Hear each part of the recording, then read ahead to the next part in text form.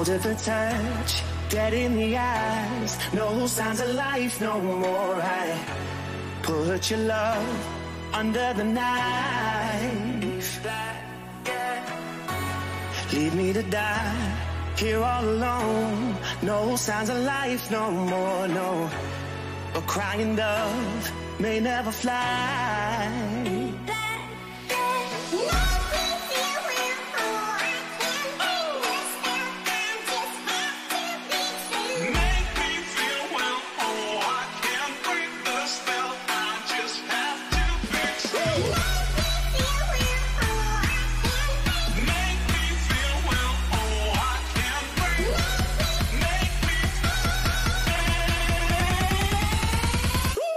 Black and white.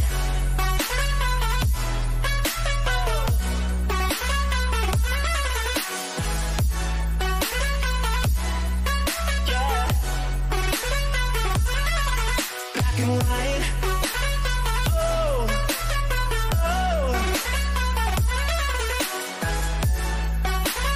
oh, oh. Just black and white.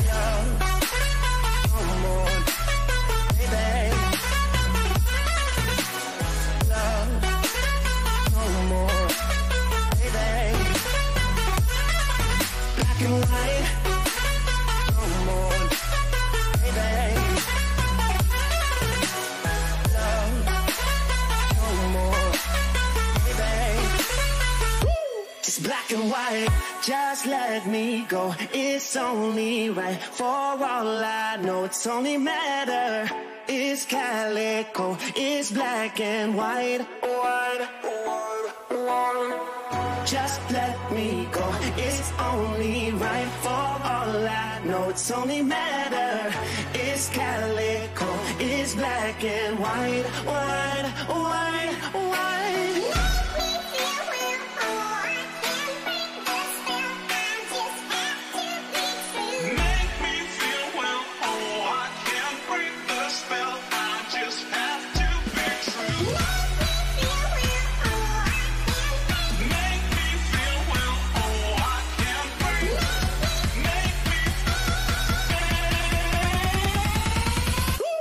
Black and white.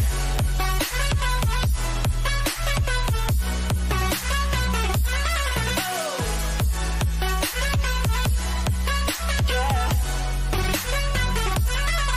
Black and white. Oh, oh,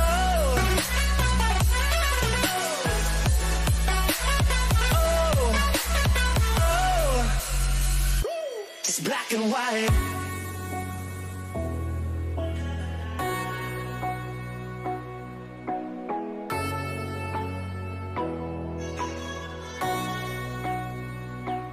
Black and white.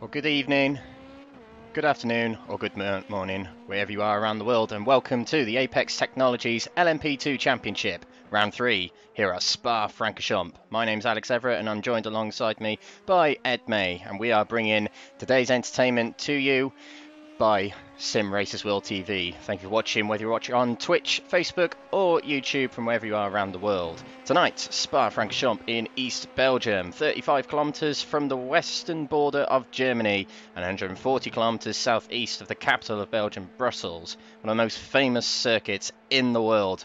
If you had to make your ideal track out of all your favourite corners of the world, you'd probably have most of Spa-Francorchamps' corners. La Source, Eau Rouge, Le Combe, the Jackie X corner, Pouhon, pretty much every single corner is a legendary corner in its own right. The layout today has been a part of Spa-Francorchamps circuit since 2007, where the bus stop was redesigned. It is now a traditional chicane. We still like to call it the bus stop chicane, however. And over the years, Spa-Francorchamps has pretty much hosted anything and everything you can think of when it comes to motorsport. 63 F1 Grand Prix since 1950. It's hosted the World Touring Cars over the years and the Spa 24 Hours since 1924, when it was in its old layout, which stretched out all the way to the town of Malmedy, the old layout of 15 kilometres. This layout today, 4.3 miles long, 7 kilometres if that's your system of measurements, 24 corners in total, 14 to the right, 10 to the left. And today's broadcast is sponsored by Meridian, award-winning British audio pioneer. And welcome to Spa-Francorchamps, the third round of the LMP2 Championships. Ed May, good evening to you, mate.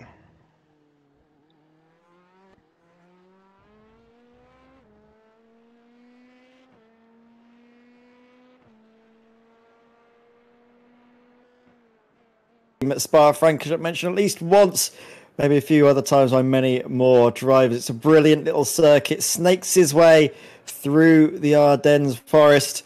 It's very demanding both on machine and driver. Tyres could be an issue later on in the race for some of these, as well as the fuel, limited to 75% as customary for these long 2-hour races. It means we'll see plenty of pit stops on the half-hour mark, and potentially midway through the races we might see a change for tyres. Certain drivers do like to employ those strategies, but for the time being, we're going to be seeing the drivers out in qualifying. No need to make any pit stops. No need to change the tyres. It's just a full-on sprint for these 17 minutes, of which we've had 7. And, well, we're watching this man at the moment, who is on provisional pole position, Peter Zuber, with a 2-minute 1.7. Very quick lap time. 4/10 clear of his nearest rival, Chris Barrett. Absolutely, and Peter Zuber, third last week in the VIR race in the pro category, so a very good start to what's looking like a good campaign. A welcome back to some drivers as well, including top of the AM category at the moment, James Ebram for Apex Tech Racing, top of the AMs at the moment, 4th overall, which is a very, very good showing thus far in qualifying, not too far off the top step at all. Welcome back to Hashimi as well. Hashimi we didn't see last week at VIR. And as we tail off towards the end of qualifying, let's just have a quick look at the championship standings coming into tonight's, how they stand. So in the pro category, let's take a look. And we have got Mauricio Guerrero still at the top of the championship, but tied on 65 points with Peter Zuber in second place, tied with him. Third place, tied on 58 points between Peter Molnar and Lucas Bacigalupo. Bacigalupo was our race winner last time at VIR in the pro category. Jamie Conway in 5th for Apex Tech Racing, followed by Ben Snamethi on 54 points. Christian Osler in 7th. 8th is Lisawiski. Alvaro Gutierrez in 9th, and Jan Burl in 10th. Whereas the AM category looks a little bit like this. At the top of the standings, Christopher Stahl, who has had a second place at Hockenheim and a 3rd place in VIR. He has been the only driver to finish, him as well as Peter Zuber, to finish on the podium in their respective categories in both races so far. So Christopher Stahl at the top with James Ebram in 2nd place, Mark Winters in 3rd, Alvaro Fernandez in 4th place for Iridium Motorsports. 5th place taken up by Justin Jung, with Adam Proud in 6th place. Gabriel Stork in 7th with Carlos Ponche in 8th. Theo Schlere in 9th place for Virtual Best Racing, and Rogan Book in 10th position. So there are the championship standings coming into tonight. But another round here, 3rd round of the 8 we've got throughout this championship, and we've got the Nordschleife in 2 weeks' time, which will be an absolutely thrilling race all the way around that mammoth of a circuit. I know Spa-Francorchamps is quite long, but Nordschleife a challenge in its own, in cars that are fairly low in ride height as well, so it'd be very difficult for those drivers at the Nordschleife. But tonight we're at Spa, pretty much can suit any sort of car. Any sort of car the drivers will love around this circuit. And we look to Hugo Pareto in 2nd place at the moment. Don't remember seeing him last time out at VIR. Ed, you might be able to correct me there, but good showing from Hugo so far in qualifying. Yeah, Hugo Pareto, I don't remember seeing him either in the pro class race. So maybe he took a week off. It was a very busy evening. I think there was, I think there might have been official races going on. I think that might have been when we had the iRacing IndyCar event that some drivers might have been taking part in. However, Hugo Pareto is back, and back with quite a bang, because he's currently provisionally 2nd place. And as well, a thing to consider is the fact that iRacing have changed their approach to track limits now. So maybe Spa-Francorchamps haven't had a chance to drive it since this new change, but it might be a little bit more forgiving. It means that you have to take all 4 wheels off of the runoffs instead of, I think it was like over 50% of your car. If it was off the circuit, then it was deemed to be off track. However, now I think you have to have all 4 wheels off of what iRacing deems to be the circuit before you get a penalty. So maybe drivers will be able to experience a little bit more of a forgiving Spa-Francorchamps, as before it's been renowned in iRacing, hasn't it, to be, well, not the friendliest circuit. Hugo Pareto up in 2nd place, splitting the 2 race clutch cars. I was having a look at the times being set. Peter Zuber did improve, as did Peter Molnar. Hugo Pareto, well, he's split the 2 of them. The 2-minute 1.821. Not going to improve this time, though. You can see him just warming the tyres up a little bit. Now he's going to really go for it now. Wide line through the bus stop to give him the easiest run into the first corner, getting on the throttle nice and early, extending this little straight as he makes his way into La Source. And this is probably going to be Hugo Pareto's final attempt at pole position. He runs a bit wide there, but doesn't seem to have bought his lap. That must mean he's all good for the time being. Then plunges down the hill, bottom of Eau Rouge, up through the crest at Radion. Really cutting the inside as well. The car just seems really planted and takes the bumps nicely. On board with him. Look at how fast he's going up into the revs, getting to the top of 6th gear before he has to slam on the anchors into Lecom. Getting nice over the curb on the inside. It opens up the rest of this section. Then into Malmedy again. You can take the curb nicely on the inside, which he does on the power early as well. Into this long right-hander of Bruxelles. So difficult to get it right. You want to carry as much speed as possible and then getting on the throttle. It's all about trying to get as early as you can, making sure you're nice and soft on the throttle again as well through No Name. And then into Plourne or Double Gauche if you're Belgian. Into the first Apex and then into the second one as well. Plenty of speed. Let's have a look at what his sector times are. First the best in the 2nd sector. First sector though not quite up to standard for Hugo Pareto, but he's coming through the final chicane now. And then into this 2 right-handers in the campus section. And on the power as early as you dare, wide on the exit, it lets you do that. And then again, you go a little bit wide here. The downforce though, you don't really need to be. And then a long run down this back straight before you approach Blanchimont. I think it could be flat out in these LMP2s in qualifying trim, you know, just easy, isn't it? It's almost a nothing corner for these cars, and hard onto the Brooklyn Bacon marker. There's not really much you can use to figure out when to brake. Seems to get it stopped nicely for the bus stop. Look at that, massive amounts of lock going through the bus stop, and then on the power as well. What's it going to be though for Hugo Pareto? Didn't see too many impressive sector times, but the lap altogether is good enough for a 2-minute 1.9. Just not enough to dethrone Peter Zuber. Yeah, Peter Zuber completed his times, and there's a few drivers still out there setting times in the likes of Lee Tucker for Apex Tech Racing, as well as Evo Laucher of Positively Racing, still setting times. Apart from them two, everyone has set their times. So unless Laucher and Tucker has anything to say about it, it looks like Zuber and Pareto take up the front row, but an AM driver on the 4th row. Some might argue, should he be there with a time like that? But James Ebram not quite top of the standings in the championship for AM, so he's still got a fair amount to do in that category as qualifying comes to an end. We'll grid up, ready for... no, we'll go into a warm-up, a 5-minute warm-up, so the drivers can get accustomed to the conditions that we'll have for the race.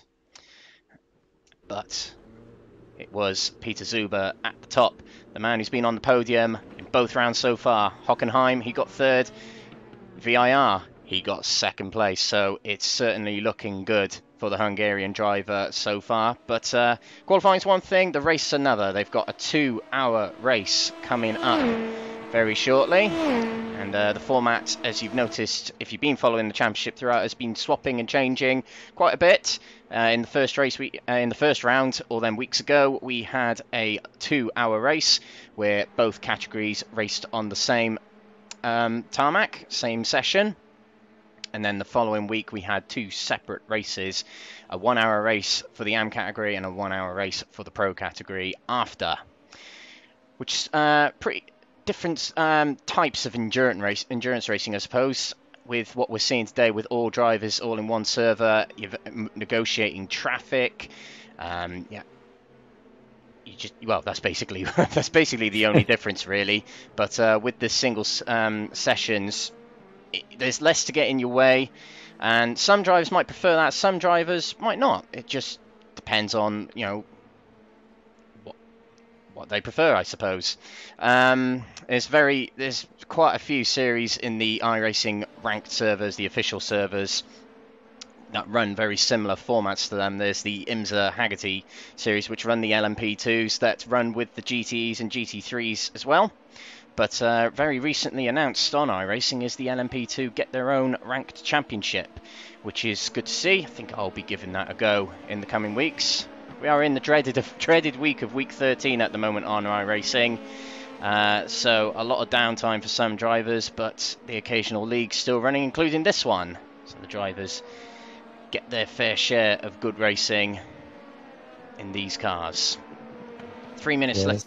Oh, sorry, go on ahead. I was just about to mention, as you alluded to, though, with the week 13, is the fact that there have been a few changes to the LMP2, I believe, in this little period when iRacing is putting out all of their updates that they do for the cars, and there could be as well another little bit of a tweak or so from community feedback afterwards as well. So drivers have to really be aware of all of the changes and maybe make some last-minute setup changes to what they've been running previously. That's going to throw a little bit of a question mark over some of the performances this evening, as well as a real exclamation point on other drivers that have been able to capitalise, isn't it? The fact that, well, Peter Zuber is showing very good pace towards the front of the field, as is his teammate as well, Molnar, Peter Molnar. So what can those two drivers do? Teammates, of course, maybe they'll look to sort of help one another out, but we saw, didn't we, last time actually at VIR, they were battling with one another. They weren't going to sort of, you know, roll over for their teammates. They were really going to stick it to each other. Yeah, absolutely. We spoke to them after the race, and they didn't really have any team orders, that sort of thing. They just enjoyed the race, enjoyed racing together, which is great to see, to be honest. Not all of us like team orders. I mean, it does create some great politics and drama within racing, but them two, they're getting the job done. Zuber certainly is, and Molnar with his first podium of the season last time out at VIR. So they're definitely doing something right, the Race Clutch Racing drivers. We'll see how they get on today. Another driver we kept a firm eye on at VIR last time, Jamie Conway. We're looking going through last source here. Doing very well in the championship, in the top 5 in the AM Championship. So he'll be looking to get further up the order. Obviously in there at Spa. Daniel Nunez coming through Rouge and Radion there. Riders getting a little bit accustomed not only to the track but racing with one another. As Gutierrez puts up a time, actually managed to get in a time in this very considerably short warm-up session considering the length of the lap. As you can see there, over 2 minutes. Got a few drivers crossing the line now, including Andy Spicer. We now look to Stage 1 racing. And all these drivers haven't hesitated to get out there and do some laps. It is warm-up, so test that race setup. As the qualifying setups, these drivers set up tend to be a little bit nimble, quite loose on the rear end, high camber, to basically get the best they can out of the cars, the best grip on the earlier end of the tyre's life cycle. And then the race setup feels completely different. It's somewhat heavier with the lower cambers and different settings these drivers will take. But we are now gridding up for the race today. And here is your grid for round 3 of the Apex Technologies LMP2. Round 3 at Spa. Peter Zuber qualifies on pole position with Hugo Pareto in 2nd. Peter Molnar in 3rd with James Ebram in 4th. Chris Barrett in 5th with Benson Amethi in 6th position. Alvaro Gutierrez in 7th with Oval in 8th place. 9th goes to Jamie Conway with Drew Lloyd in the next position of 10th. 11th goes to Kamal Hashimi with Alvaro Fernandez in 12th. Raquelme lines up 13th, and alongside him is Justin Jung. Hans Blancre in 15th with Jonas Hanschel in 16th position. Roy Mass in 17th with Mark Winters in 18th. Carlos Ponce 19th with Andy Spicer in 20th. EJ Fona in 21st with Daniel Nunes taking up 22nd. Lee Tucker 23rd with Matteo Molnars in 24th. Rogan Book in 25th with Evo Laucher in 26th. And Theo Schlerer taking up the final row of the grid. And just like that, the pace car is away and we're about to get underway for today's racing. A 2-hour race awaits us. Drivers come out of Blanchimont where they set off and they'll head into the bus stop chicane, ready to start this race. Peter Zuber holding up the crowd, speeds up a little bit to get himself ahead and not alongside, going into the bus stop. A nice late entry through the chicane and blasts off from the exit of the corner. Good start by the looks of it from Peter Zuber as we come up towards turn 1 of this Francorchamps circuit. Through we go, and Peter Molnar getting himself into 2nd place. Nice and early there, so it's a 1-2 at the moment for Race Clutch Racing. Hugo Pareto drops to 3rd, just ahead of his teammate Chris Barrett, the other Apex Racing car. Through Eau Rouge we go. Brilliant start for the Race Clutch Racing team as Peter Molnar runs very, very wide, coming off of Eau Rouge and Radion there. We come down Kemmel Straight now towards Lecum. The first lap here. In the AM category, James Ebram drops down 2 places. Not a good start to his race, but he is in amongst the pro drivers, so his AM position is not threatened at the moment, as 2nd place is Hashimi. 10th overall with James Ebram in 6th. He'll have his eyes set on his teammate further up the grid. And Hans Blancre has had an instant further back. Oh, and it's a spin coming out of Lecum. Does he collect anyone? Miraculously, wow. He doesn't.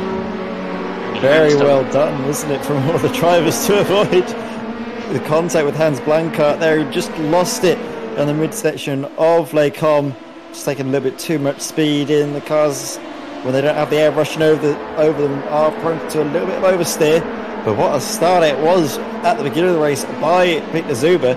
Really helped out his teammate as well, Peter Molnar. It was just that mistake over at Rouge and Radion on the exit up the top of the hill, where he ran wide and then was forced to concede the position back to Hugo Pareto.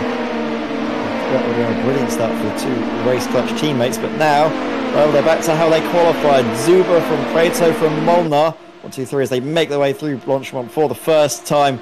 Excellent little camera angle. You can see there the cars rushing on by.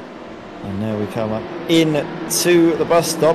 It's Molnar taking a slightly different line to the rest as he gets on the power a bit earlier as well coming out. And is he going to look for a move potentially for 2nd place? You can see he's going to the outside, but then breaks a bit earlier think Hugo Pareto had that one covered for the moment, and now all of a sudden you can see the two Apex Tech racing cars that might start to work together. And they can't do too much because there's a race clutch car, so it goes race clutch Apex Tech, race clutch Apex Tech, race clutch Apex Tech, and then another Apex Tech. That's of James Ebram, currently leading the AM class in, well, 7th overall. Great little turn of pace this evening from James Ebram. Again, a slight look to the inside by Peter Molnar, but no moves to be made into Lake Com. Oh, but there's a mistake here from Hugo Pareto. He goes far too deep. Hard on to wait till there's contact yet again. He's going to have a slowdown, and all of a sudden he's accidentally, potentially, held up the race clutch car and allowed, well, Chris Barrett to go through. Hugo Pareto sits in 3rd position. Does he still have a slowdown to serve, though? You can see the 47 looks to go around the outside. Again, contact.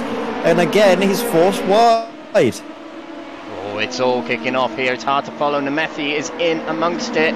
He is trying to make his way past the Apex Tech racing car of James Ebram, the AM category driver, getting his elbows out amongst the pro drivers. Wouldn't believe this is a 2-hour race, would you? They're all getting stuck in, trying to establish their positions real early on as Nemethi gets in front of Jamie Conway, and now James Ebram is trying to get past, which he it's Jamie Conway trying to get past, which he does. James Ebram up and down, but he's back into 7th place overall and not too far behind.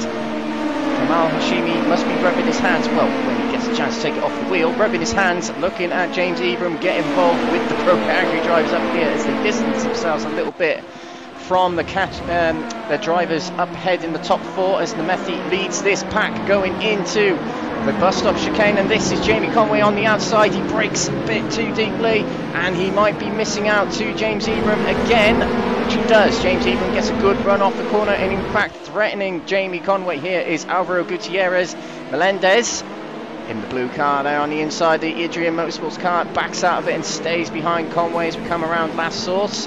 All calms down a little bit. There's a little bit of a fight going on back here between Drew Lloyd and Felipe Riquelme.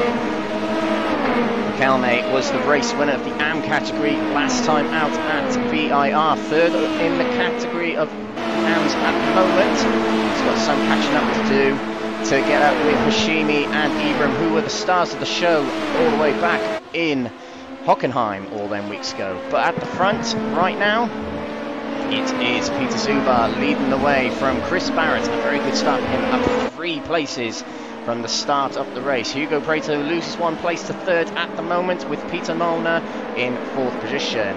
Ben Nemethi breaking away a little bit from James Ebram, as we can see here, who has lost 2 places from his starting position, but still leading the AM category. Jamie Conway is 7th, with 2 places gained. Alvaro Gutierrez, 1 place lost. 2 places gained for Kamal Hashimi overall. So he started 11th, he's up to 9th, but still 2nd in category. And 10th in the outright is Yancho Ovale. Not too many battles going on at the moment. Let's take a look a bit further down the order. We've got Evo Laucher, biggest gainer of the grid so far. 10 places gained, up to 16th. We saw he didn't have a very good qualifying session near the back of the grid. Just 1 ahead of whoever started last place. But this is a good comeback from Laucher at the moment. Yeah, very good comeback indeed from Evo Laucher, starting, like you mentioned, from the back of the field. But Zuber, he's still leading the way, isn't he? Last time he set the fastest lap. Is this again another fastest lap? No, but it's the fastest lap set by Chris Barrett for Apex Tech Racing. So that gap between the front 2 is slowly but surely coming down. Meanwhile, in the background, you can see battling wheel to wheel here, Kamal Hashimi trying to keep his car ahead, but the pro driver, Juancho Aval, doesn't want to get overtaken. Instead wants to have a bit of slipstream further in front, potentially, and focus on the fight between himself and James Ebram. What I want to see, though, is potentially the replay of what happened with Hugo Pareto, because he obviously did have that moment going into Lake Com, but we'll have a look at this first, seeing the cars going side by side into Lake Com. Around the outside goes the 27 of, who is that? That is the Juancho Oval Iridium Motorsports car. That's ahead of Kamal Hashimi. Drew Lloyd looked to get involved as well. I think thought better of it in the end. But yeah, like we were saying, Hugo Pareto did make that mistake into Les Combes, run wide, cut the circuit, had a slowdown, and I'm not sure what the rules say about serving your slowdowns, but from my recollection, you have to be well off of the racing line and serve it in a position where you're not defending from other cars. And I'm not sure exactly what's going on. He does stick it, doesn't he? He's on the normal racing line there. He does give the inside to other cars, but then he kind of fights, doesn't he, with the 47 car. I'm not sure if he served the slowdown or not by then. Might be one for the stewards to have a look at potentially post-race. Yeah, it's hard to determine where and when drivers serve slowdowns. We don't get any notice or anything like that. It's up to the drivers to serve it safely. But one for the post-race stewards. Meanwhile, at the front, Peter Zuber still out in front. Let's get a little bit of information on the gaps between them. So less than 2 seconds between them. Between Zuber and Barrett, that is. Barrett's still under a little bit of a pressure from Hugo Pareto and Peter Molnar. Hugo Pareto presumably protecting his teammate at the moment from Race Clutch Racing driver Peter Molnar, who also has Benson the Methy gaining on him behind. Very smart livery on the Race Clutch Racing cars. As they come to Eau Rouge, nice camera shot as we see Zuber blast past the open corner of Eau Rouge. Over the crest we've got Pareto versus Peter Molnar. Come down the Kemmel straight here. Might we see a move from the Race Clutch Racing driver? Probably not. Just preserving things at the moment. Going to try again. Another corner later on. Through now, just waiting for that mistake from Hugo Pareto, presumably. A good start to the race for Apex Tech Racing. In fact, we haven't seen Apex Tech Racing really have it amongst the top three so far this season. I do believe it's just been, yeah, in fact, looking at how things have gone so far this season, we've had the Punto CL team win both races so far in the pro category, and we've also had Race Clutch Racing doing very well, but we haven't seen Apex Tech Racing really hit the top three yet in the pro category, so it's very good to see that the hosts are doing very well thus far in this race. Still a long way to go, as you can see on the timer in the top left. The lap 5 got done already, but 10 minutes expired in the session so far to our race, so an hour and 50 minutes still remaining. A lot of time for these drivers to establish positions, establish their strategies as well. That's something that's going to come into play, as we saw at Hockenheim, plenty of drivers taking different strategies, Ed. Yeah, that was what I was about to come on to, is the fact when we see the drivers often pit at the half-hour mark, you could start to see a bit more of a thought going towards the strategy. Maybe drivers choosing to sit behind. There's plenty of long, flat-out sections where drivers can lift and coast a little bit with this slipstream effect from another car in front. Meanwhile, fastest lap is currently being set by Benson the Methy, going very quickly indeed with a 2.5. Other drivers as well doing very well. Has got to be the man who's leading the AM class, James Ebram. Seen in the chat as well, Jacob Money saying what a quali session, James, and it certainly is a very good race session as well. I'm surprised though to see Jacob Money, you're not actually involved in the racing this evening. We saw you last time out at VIR, and what I think you still have some good pace in you. Shame to see you not back on the grid for this week, Jacob. I hope to see you out on the circuit soon. Ryan Donaher as well in the YouTube chat saying amazing racing going on here, and well, if this is your first time here, stick around because all evening long the racing is gonna be great as well. We've got other live streams going on later as well with the Sunday GT Masters, so that's plenty more entertainment to look forward to on Simracersworld TV. But make sure you check that after, of course, the end of this race, because you're gonna miss out on some brilliant LMP2 drivers doing all they can to get the most out of this race here at Spa-Francorchamps. And as well, finding Lucas Cranbeer in the chat, cheering on the two T3 esports guys, Justin Young and Jonas Hansel, in 13th and 14th. Trying to see if maybe one of them can break into the top 3 in the AM class. I do believe Jonas Hansel is a new driver to the field. I don't recognise him, but Justin Young, of course, welcome to Jonas to the championship if he is brand new to this. I might be wrong on that, but hey, there's a lot of drivers to cover in only 3 rounds. But Justin June, a very good performance last time out at VIR. In the AM category, 2nd place was his scoring at VIR. Very good performance from him. As we see at the inside of Francorchamps is Evo Laucher trying to make his way up the order in the pro category. He's at the moment 6, 7, 8, 9, 10th at the moment in the pro category, trying to make his way up some overall positions, trying to catch up with the drivers ahead. And he does get the inside of Francorchamps going into last source. Very good move and climbing up 12 places gained so far for Laucher, keeping his nose out of trouble, which is great, and making his way up the order to see how many more places he can gain. But we've got Peter Molnar versus Chris Barrett. Molnar managed to get up the inside of Chris Barrett. There might have been something happened to Chris Barrett going through Eau Rouge. Let's see if he went off or anything like that. No, it doesn't appear to. So Molnar getting a very good slipstream, it seems, and has completed the move for 2nd place. Now, Peter Molnar, we saw last time out, he didn't, well, neither him nor Peter Zuber really cared about each other's race at VIR. They were very congratulatory after the race to each other, of course, but they just raced hard with each other, and presumably that's what they're going to do today. Both top 2 at 1-2 at the moment here, and it's a very good showing from Race Clutch. A very good showing from Apex Tech as well. All drivers in the top 7 at the moment are either Race Clutch racing drivers or Apex Tech racing drivers. Yeah, and well, you can see the Apex Tech racing drivers. They might be spurred on by the fact that it's actually their team league owner in the YouTube chat. That's who Ryan Donaher is. He's saying that the team's been working really hard in the background to try and bring in the wins.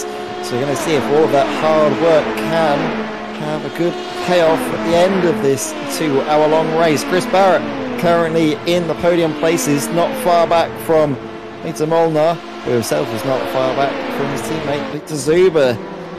We're going to see potentially Peter Molnar get into the slipstream of the car ahead. Well, he is 1.5 seconds back. iRacing have also changed a few characteristics of the slipstream model in the way that the air moves over the cars and leaves a bit of a hole. It's not as strong as I think it used to be, so now you need to get a bit closer to really get the effect. Before you could get it almost at sort of 2 seconds, like you could get a little bit of toe, but now you need to be really within a second to have any real big effect. Yeah, I remember the nightmare I had at Sebring when driving the GTE cars, and whenever the LMP2 cars got ahead of me, it was incredibly difficult to slow down the cars. I'm not so sure is, as you said, there have been a few updates to these cars specifically. Great cars, by the way. iRacing produced the Dallara LMP2. We have to revert to an replay as Carlos Ponce has had an incident in the bus stop chicane, hit a little bit of the grass under braking going into the bus stop and lose the rear end. Thankfully doesn't spin in front of any of the cars, and thankfully doesn't hit the wall. Race not over for Carlos Ponce. You just have to resume and try again to catch back up to where he was.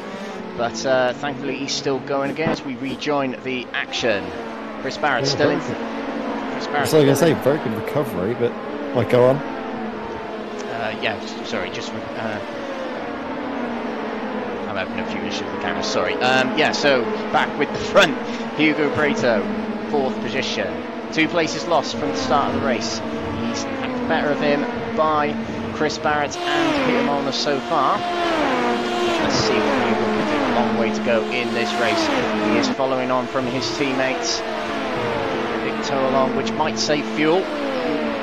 Might not save much, we're not too sure in these cars, especially after the update, but we have to revert to another replay as EJ Folner has had an incident, or getting very loose, coming out of Bruxelles and going into the Jackie Inks or no-name corner, and a big rear end hit on the tyres.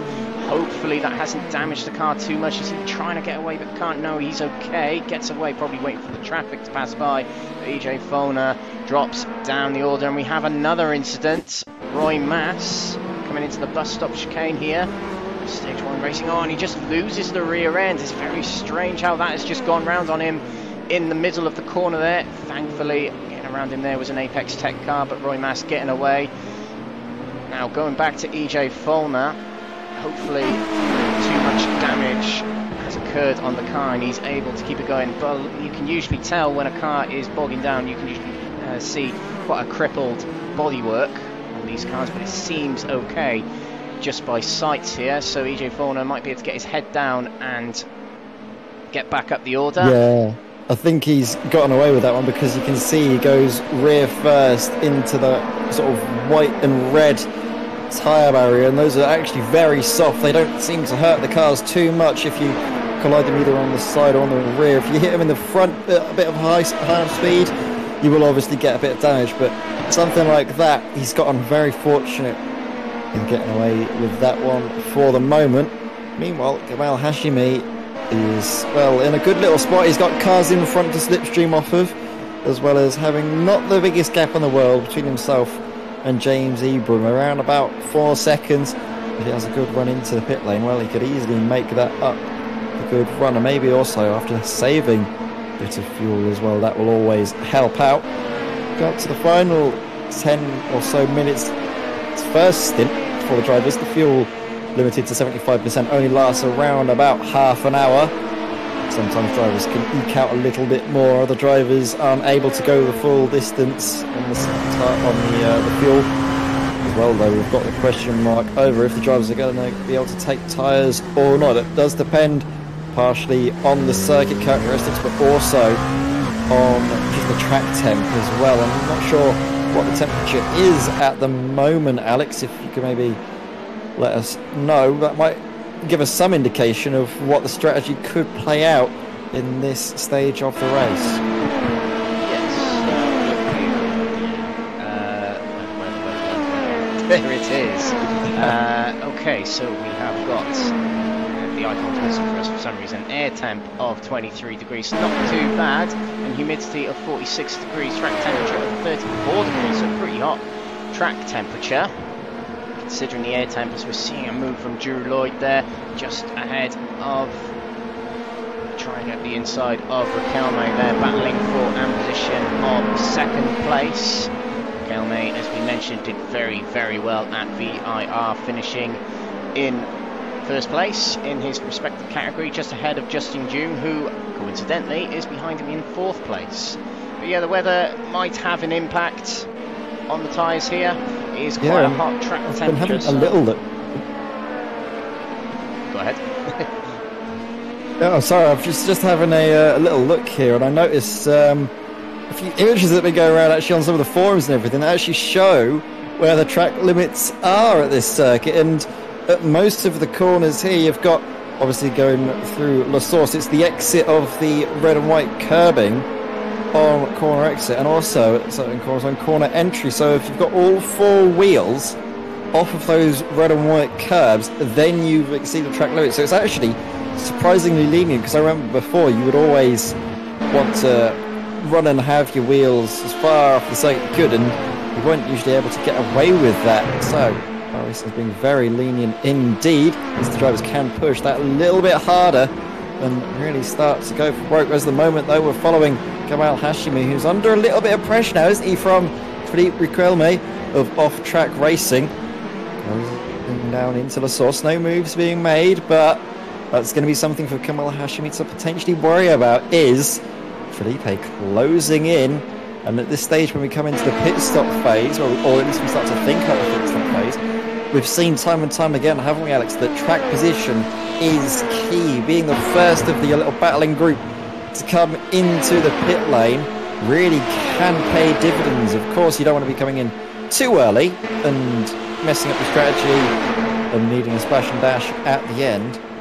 So, of course, you want to have the slipstream of the car in front, and maybe you start to battle in the final 5 minutes. All a little bit wide, though, on the run-in by Kamal Hashimi. A bit of understeer eventually in his car. How he has it set up means that Philippe Riquelme closes back in as they go down the hill through Bruxelles, a corner that I'm not sure about you, Alex, but I never get right. It's always so difficult, isn't it? Carrying the right amount of speed in and getting on the throttle nicely. It's so tricky. Well, I actually quite like the corner. It seems to be the one I seem to get right most often. Dear. I tell you what's a difficult corner is this one here, Pouan, or it's got a different name in Belgium. It's referred to. Gauche. There we go. There we go. I'll call it Pouan for the rest of the day. You can call it Gauche or whatever it is.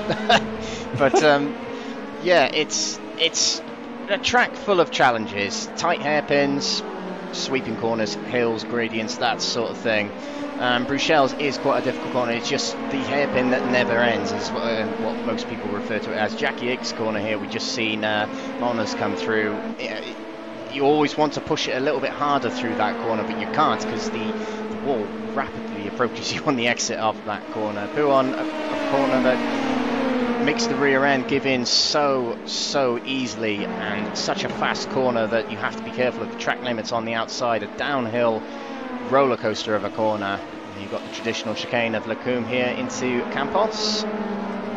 Relatively basic corners for Spa-Francorchamps as we come onto the stretch which comes towards one of my favourite corners of all time. It's a bit of a dark horse corner for me, but I just love seeing cars go through this corner near flat out.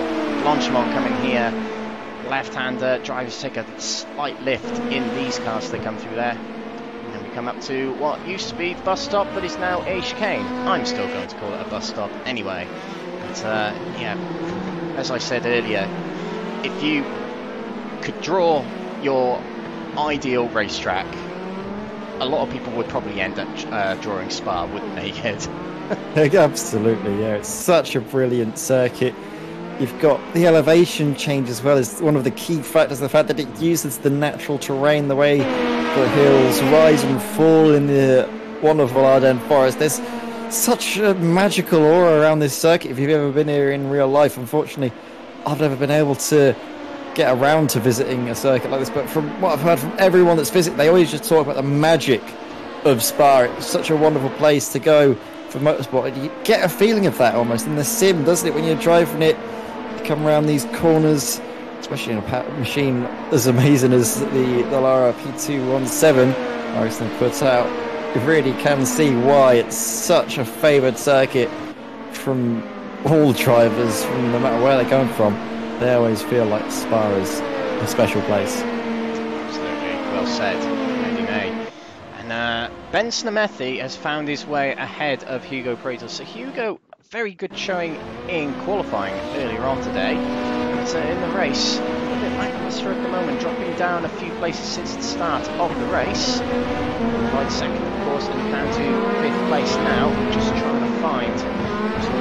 Negotiating my camera issues, trying to find a replay of that move from the Hungarian driver on Hugo Pareto. We have got a replay of it here. Down Kemmel Straight here. It is just a simple slipstream and pass kind of move. It might have even been a slowdown for Hugo Pareto. It does say he ran wide coming off of Eau Rouge, so very easy pickings there for Snamethi. Live action. Race Clutch Racing having a very good outing at the moment. First, second and fourth at the moment as Hugo Pareto, something's happened to him. He goes off the track there. Let's just take a little replay of that just so we can catch up with it.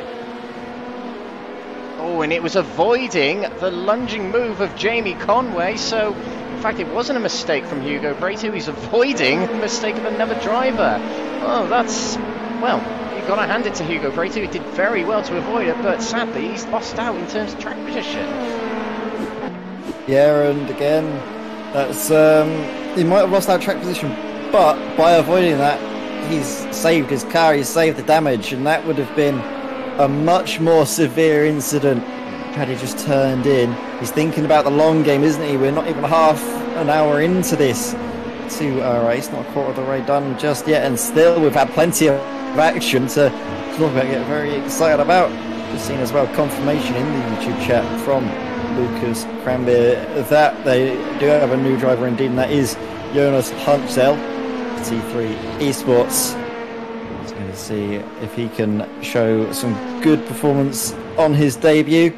Currently in no man's land though, isn't he? You can see him on circuit there, just coming out of the Stavelo section. Although into Blanchimont, he's having a very quiet evening, but maybe that's what he wants to have on his first debut. He just flies under the radar, has a good solid haul of points, and then has a perfect foundation to build on and really then get his confidence up. Absolutely, and a welcome to the championship for him. But now comes the time. 27 minutes into the session, we now have pit stops. Evo Laucher last of the pro category drivers, trying to make his way back up the order after the disappointing qualifying session. And he decides to come in a bit earlier for tyres, try and get out there and, well, tyres or fuel. It probably will be fuel if two rounds ago at Hockenheim was anything to go by, where drivers would come in for fuel first and then get tyres and fuel for the second stop, and then the third stop they'd take on just fuel. There are a few with slightly different strategies, but that tends to be the most common strategy that we saw. Both drivers leave the pits around about the same time. That's for Kelme and Laucher. Kelme first of the two drivers. Daniel Nunes also in the pits, as is Carlos Ponce. We saw Carlos Ponce involved in a little bit of drama further back in the race, so he decides to come in relatively early, considering that the half an hour mark, the quarter-way mark of the race, tends to be the marker for coming in the pits. But we'll see how they get on later on in the race. Meanwhile, at the front, we'll see if these drivers do decide to take the plunge into the pits. But Peter Molnar, Francorchamps Racing, gaining on his teammate Peter Zuber. The gap has come down by a few tenths over the last few laps or so. Yeah, and I've noticed as well that Peter Zuber, he's just been in completely clear air. I'll be surprised if he, I was going to say I'd be surprised if he sticks it out another lap, because he's had no one to slipstream off of. He's been out punching a hole in the air. Well, he's been seemingly making it work. Chris Barrett, meanwhile, we just saw him dive into the pits in the background, as does Jamie Conway, as does James Ebram. Several drivers making their way through into the pit lane now. James Ebram comes in a little bit early, potentially, as does a lot of the other contenders, though. Kemal Hashimi, Justin Young, Theo Schleret, Jonas Hansel. Basically, a lot of the field comes on into the pits. If drivers can maybe stay out an extra lap, maybe the likes of Roy Mars, Andy Spicer, they could be on for a very good result indeed, if they can maybe do what the front four have been able to manage, just stick out. I think the top contenders for the race victory are probably drivers that haven't pitted yet, likes of Peter Zuber, Peter Molnar, Benson Mathy and Hugo Pareto. Absolutely. If you can make it, we said it at Hockenheim many times, if you can make it over the 30-minute markers, 30-minute milestones, then you are on your way to a very good strategy. So these drivers now have to start saving fuel in order to make it over the 1 hour marker, which comes in just over 30 minutes time. As the drivers leave the pit, it wasn't quite the Mercedes stacked pit stop that we see in Formula 1, but Apex Tech Racing pitting most of their drivers on the 14th, at the end of the 14th lap here at Spa. Chris Barrett leads the way for the team, and he'll get his head down, try and get as good a times as he can in clean air now, which might help him, might not help him. It just depends what kind of setup he's got on the car, setup that might suit being in open air, a setup that might suit being behind traffic. But we'll see if Chris Barrett can get the jump on Molnar and Zuber at the front here, and he's getting ever so close between these two, half a second between them. It's a second, it really isn't. You can see by the gap between the drivers, it is closer than that. Now let's see what these drivers do as they come around the bus stop chicane here. They do pit. They come around that very narrow entrance to the pit lane. So both Race Clutch Racing drivers pit, as does Benson Mathy. So we have ticked over the half an hour marker. So you might see drivers just decide to go into the pits. Let's see Hugo Pareto, the last of Apex Tech Racing to come into the pits. So it's now on Chris Barrett. Let's see if he's had a good outlap. He's come out of Stavelot now, and he'll approach Blanchimont. So we'll see how Peter Zuber and Peter Molnar get on with these stops here. Once I'm having a look at some of the sectors that have been set, and they're not too spectacular, I have to say, from Chris Barrett. So I would imagine Peter Zuber and Peter Molnar to maybe come out in third. As I say that though, well, Chris Barrett, he might be proving me wrong here, as Peter Zuber and Peter Molnar are just now on their way through pit exit. It could be very close. They don't get the best run possible coming out of La Source, but they are, most importantly, out in front of the Apex Tech Racing car of Chris Barrett. They're going to be very grateful for that, and they're also going to be happy with the fact that Chris is going to need to start saving a lot of fuel if he wants to finish this race without a splash and dash pit stop. Meanwhile, potentially a race changing position move. Peter Zuber going down the inside. although Peter Zuber losing out actually to Peter Molnar. So maybe a change in position. Maybe it's Peter Molnar's turn to punch a hole in the air and allow Peter Zuber to save a bit of fuel now. Yeah, very interesting indeed. The two drivers that decided not to have any team orders last time out. It seemed like a little bit of a slowdown from Peter Zuber, and not the form of the penalty one. But these drivers now potentially working together to break away from the Apex Tech Racing driver of Chris Barrett in third place there. Not too far behind, didn't drop too much in terms of time during that pit stop, 3.6 seconds down. Meanwhile, behind him, Jamie Conway has jumped back ahead of Ben Slamethi of Race Clutch Racing. James Ebram in 6th place. What a showing from him so far in the AM category, ahead of a fair few pro drivers, being Alvaro Gutierrez Melendez and Jancho Avale. Drew Lloyd just behind as well. Not quite in an Apex livery today. Still a very nice livery nonetheless. I love the purple to orange gradient on the shark fin of the LMP2 car. And we have got a instant for the back. It's Hugo Pareto. Oh, and he's had an instant with another Apex Tech Racing car, the 137 car. Can't quite see who that was, but Hugo Pareto. Let's head back and just have another look, see if we can get a better look at it. Oh, and it looked like he was recovering from an off-track. Yeah, he was hit by the 188 machine. Dear, that's really unfortunate. A very good qualifying session for Hugo Pareto has led to this. And he had contact with the 188 machine, who is Felipe Riquelme, second in the AM category at the moment. So if we skip to Riquelme, right behind Evo Laucher, who's gained 16 places overall since the start of this race. A brilliant showing from him so far in this race. But back to the point of Felipe Riquelme, second place at the moment in CAMS. That contact, was it a cause damage? I suppose we're going to find out. Can't quite see anything completely obvious on the car at the moment as he drafts Laucher down the straight here. He is trying to defend second place in his category and 11th place in the race overall at the moment from Justin Hume, who was his rival in VIR some weeks ago. So these two going at it again. They've also got Theo Schlere, who's gained 14 places since the start of this race. He really is having a great race here in the virtual best racing machine there, and catching up with the top three in his category.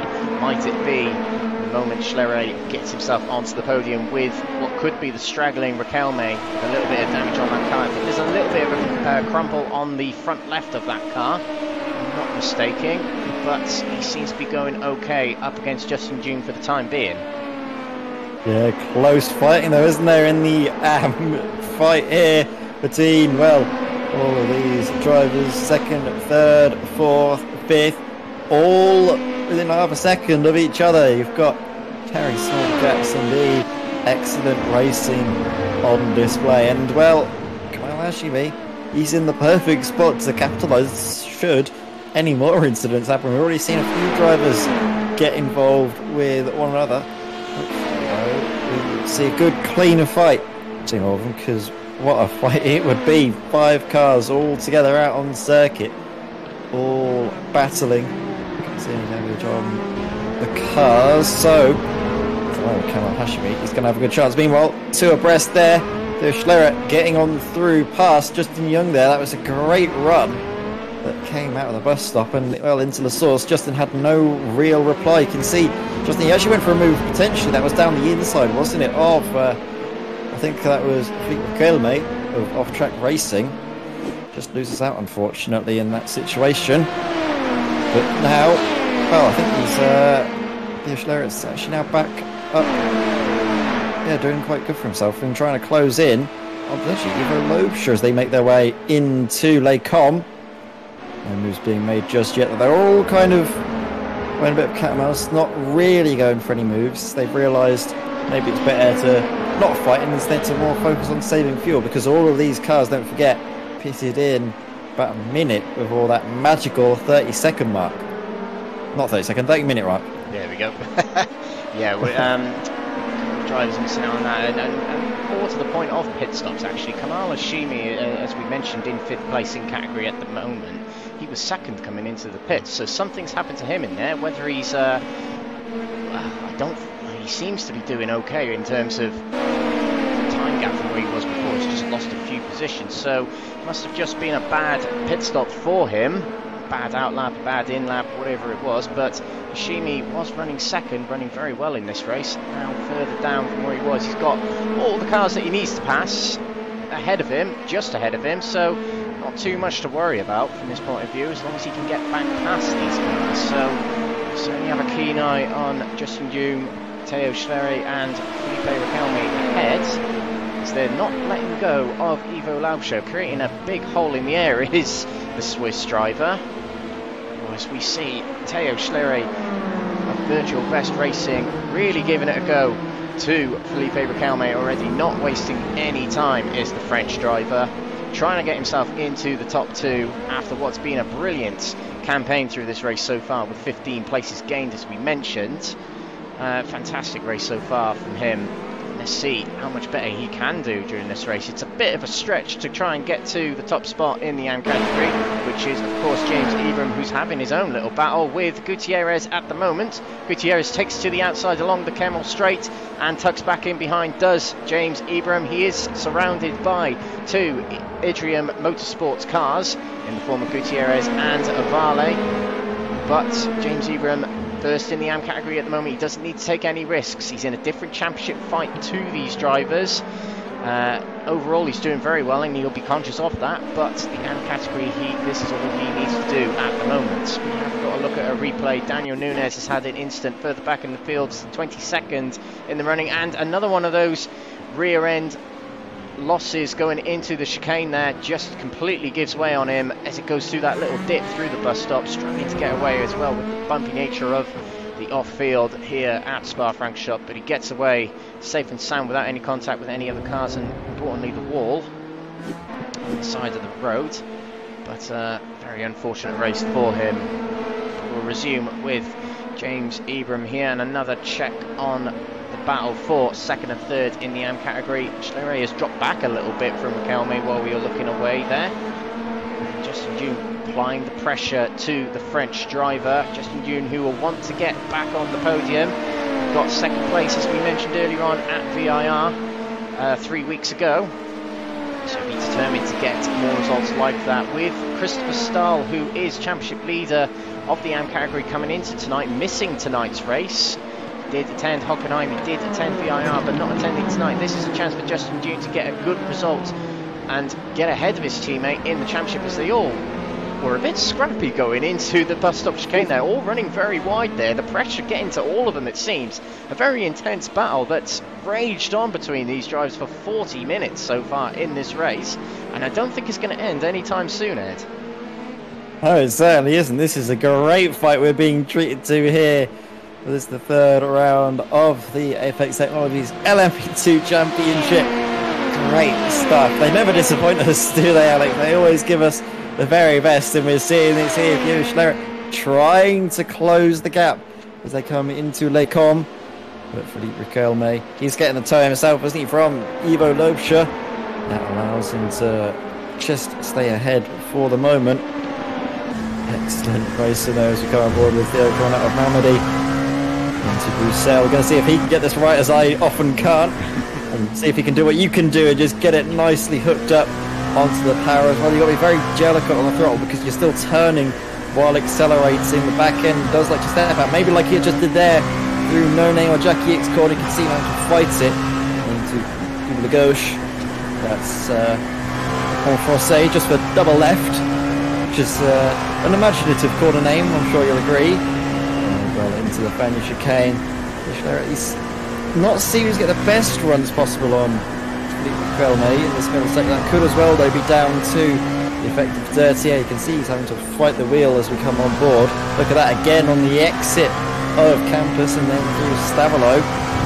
Gains a bit with the slipstream, but it's so difficult, isn't it, to stay close behind in that middle sector. Yeah, it does seem that the rear end is giving away quite quickly on that car. It's The loose rear end is the best thing to do when you want a little bit more turn into the corner, but with instability, in fact, talking of instability, Riquelme runs wide. He just saw the rear end give way there. He'll have a slow down penalty to serve as well. He won't be able to get away straight away, but Felipe Riquelme would drop down the order in the AM category. He drops behind Hashimi, Jung and Schlerer, and down to 5th place he goes. And let's just get a little replay of that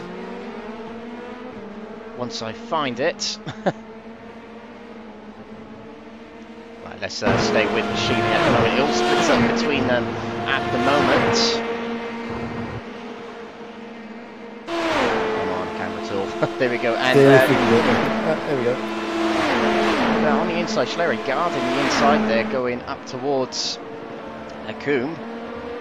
From Justin Jr., he finds himself in 2nd place now. We will get a replay of what happened to Riquelme just in a moment's time. I'm trying to sort my life out a little bit here. But coming down into Bruxelles now. Easy pickings for Schlerer and June to get themselves back into podium contention. And the battle will rage on between those two drivers. Exactly. So just Youngie's starting to put Theo Schlerer under a little bit of pressure. You could see the T3 sports car closing in, putting him to go on the defensive as they made their way into Lecombe.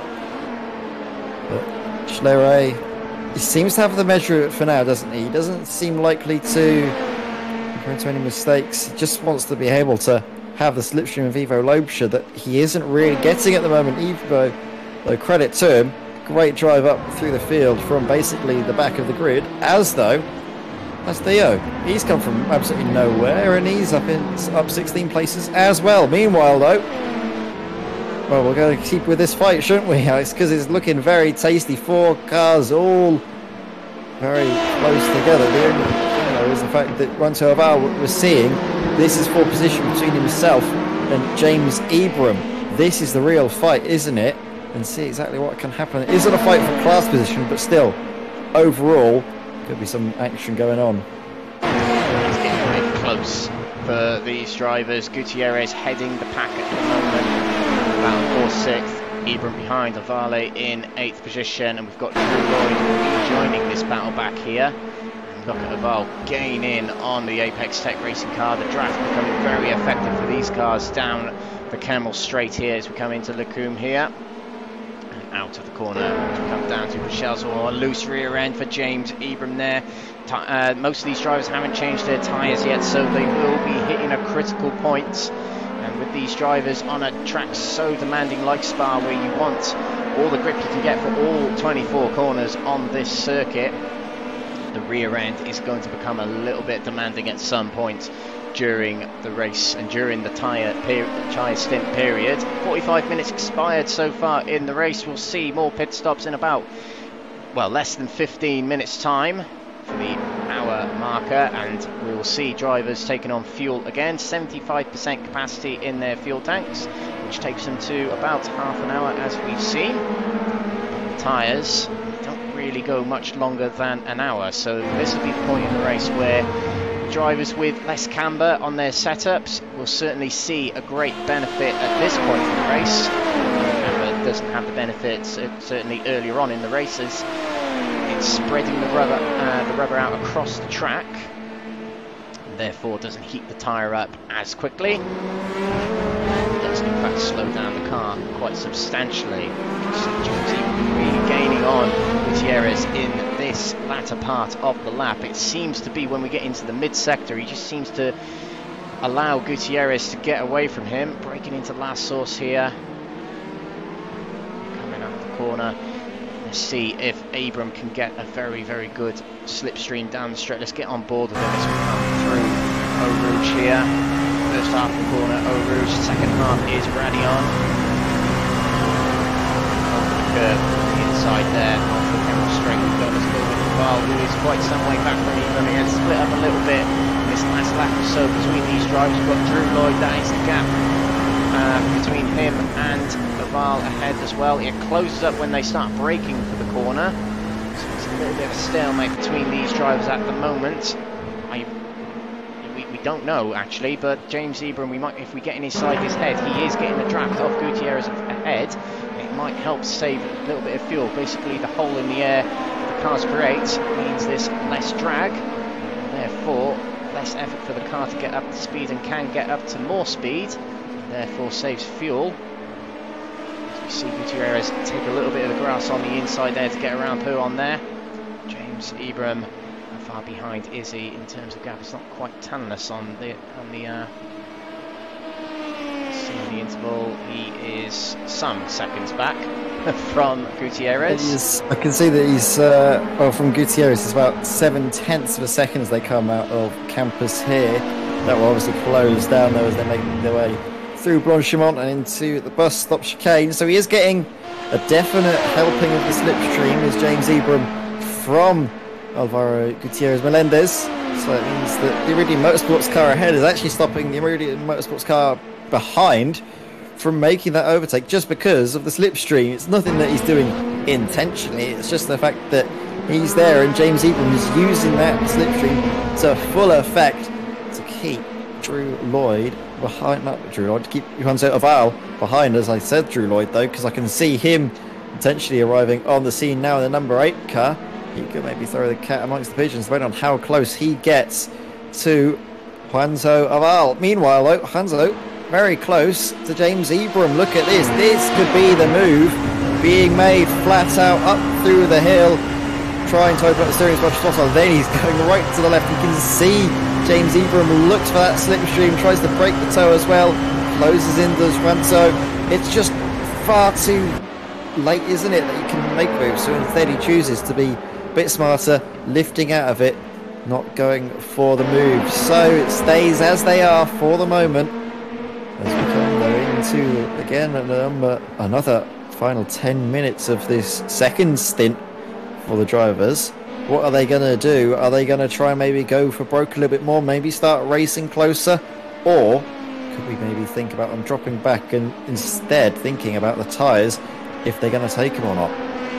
Yeah, that would be the question on most of these drivers' minds at the moment. And meanwhile, at the front, these drivers certainly are wasting any time, and they're utilising their tyres to their best performance. It is Peter Mona and Peter Zuber. They have remained in these positions and remained less than a second apart for much of the second quarter of this race.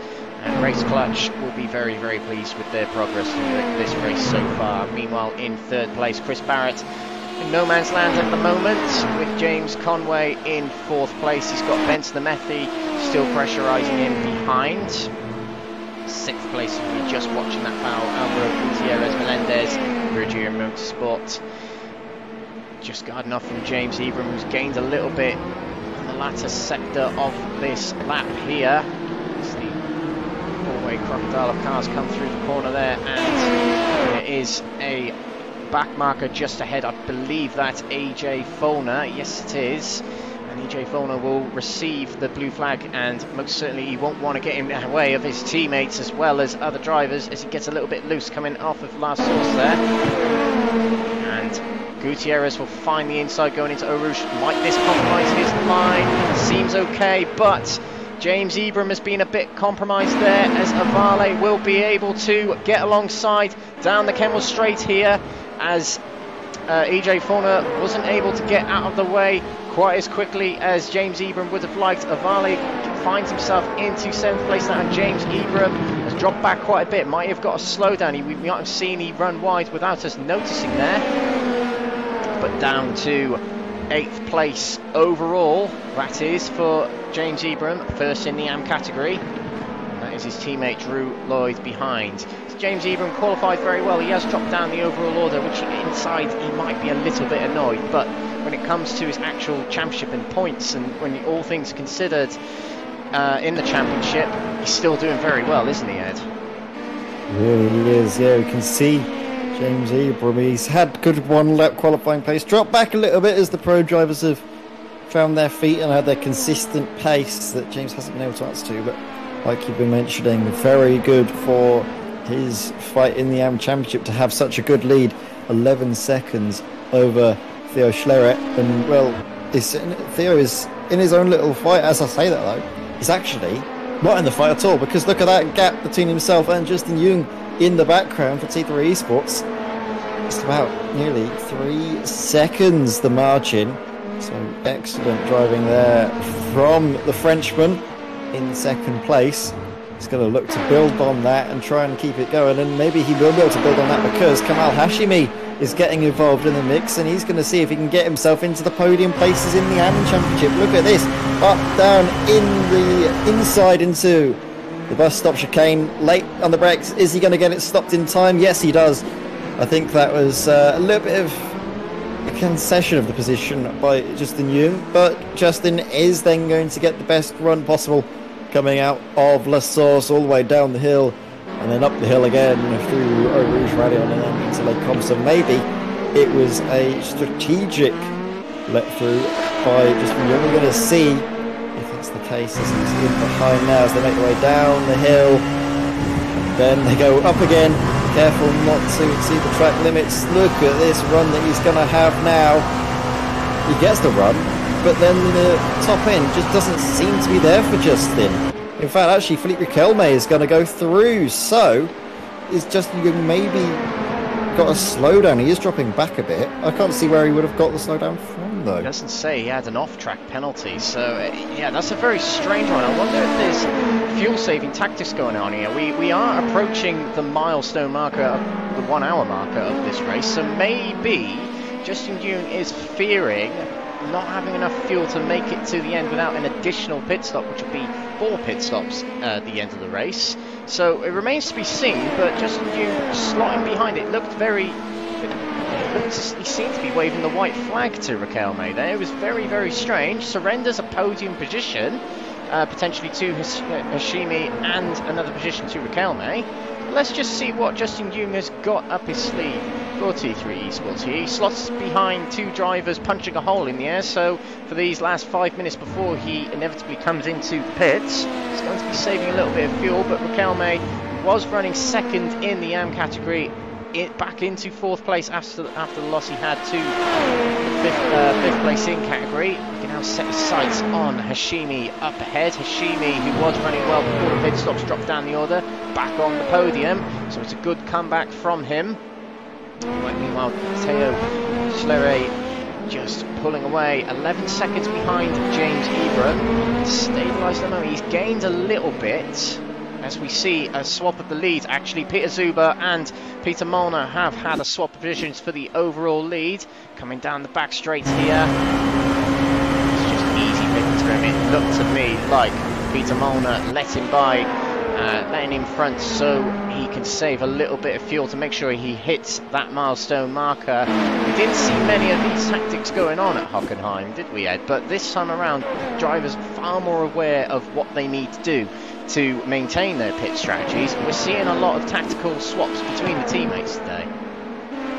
Yeah, we have been seeing a little bit of potentially gamesmanship between the pair of them, or maybe it's just they're seeing a chance to make a move and they go and say, right, I'm going to go down your inside, don't fight me too much, let's just try and work together, instead of maybe it's a thing that they're planning out. It could just be spur of the moment things that happen if one driver gets a better run than the other. Meanwhile, we're again seeing James Ebram right in the thick of it for the AM leader. He's probably going to be hoping that he's going to have an easy time of things, but he's surrounded by some pro drivers that have got their own fights to worry about, and he's just going to make sure that he's not caught up in it. And that is so much easier said than done, of course.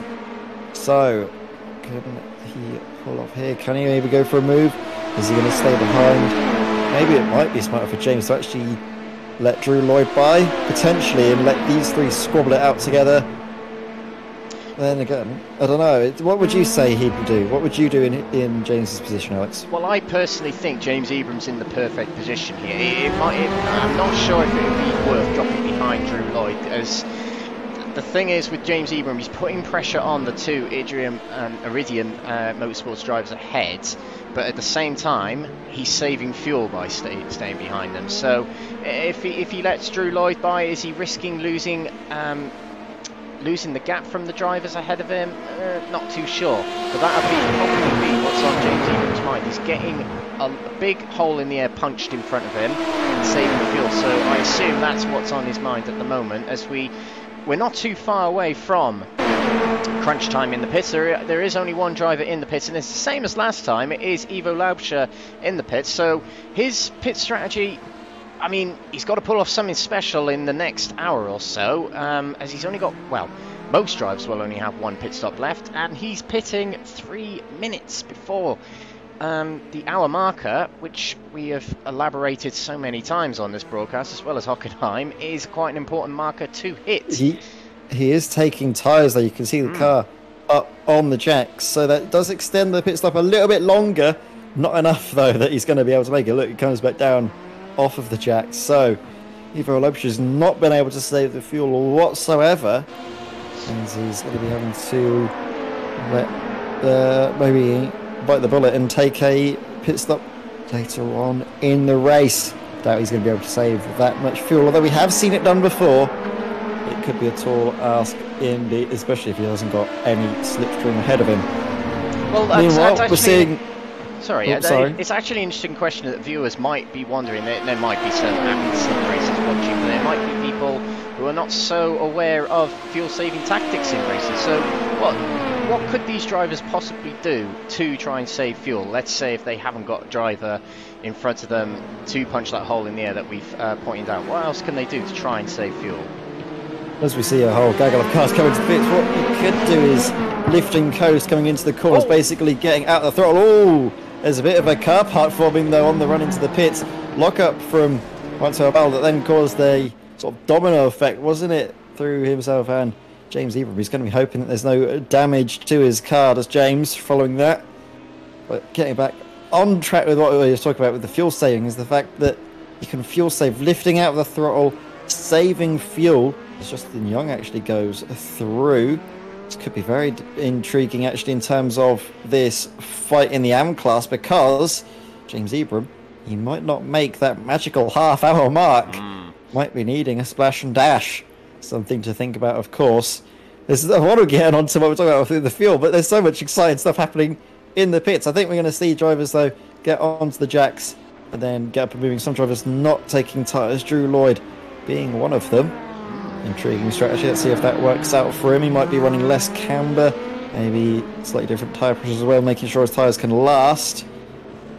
But with the fuel, it doesn't count it off of the revs in iRacing, it counts it off of throttle position. So lifting out of the throttle pedal means that you save fuel, you're not burning it on the run into corners. As well as that, you can't really save much fuel in terms of short shifting either, because again, it counts it off of revs. It doesn't count it off of revs, rather it counts it off of throttle position. Just have to sort of be very gentle with the car, and any place you can lift a car through, it's best to do it. There we go. And that is your A to Z on how to save fuel by Ed May. And there in the end, there was a lot of drama going on in the pits. Yeah. Sorry for putting you on the spot if I did, but that is how you can save fuel in your real life cars as well, if ever you want to do that as well. Very useful advice from Ed May 101. Peter Molnar, Peter Zuber, they stay out, do not pit. As they pass over the hour marker, they are smashing this race at the moment. The race clutch racing drivers have it down to a T right now, as they only have one stop remaining, whereas other drivers will be worrying about that stop. So they'll have to, as Ed's pointed out, adjust their throttle position, adjust their pace to try and save fuel. Whereas these drivers, they're doing everything just right. They're driving faster than anyone out on track, and they're saving fuel. Perfect race so far from Race Clutch Racing. Not to mention Matthew, who also, he's out on his own, a little bit further down from his compatriots and teammates Zuber and Molnar, but he too is saving plenty of fuel. Justin June has come into the pits. He has hit over that 1 hour marker. Quite a critical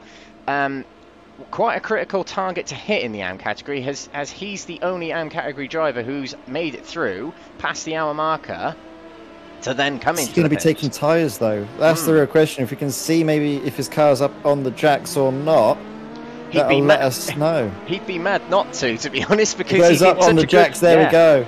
He's in such a good opportunity right now too. He will not be able to he will not need to save as much fuel as the drivers ahead. He is dropping back quite a bit from Riquelme and Hashimi, who have passed last source.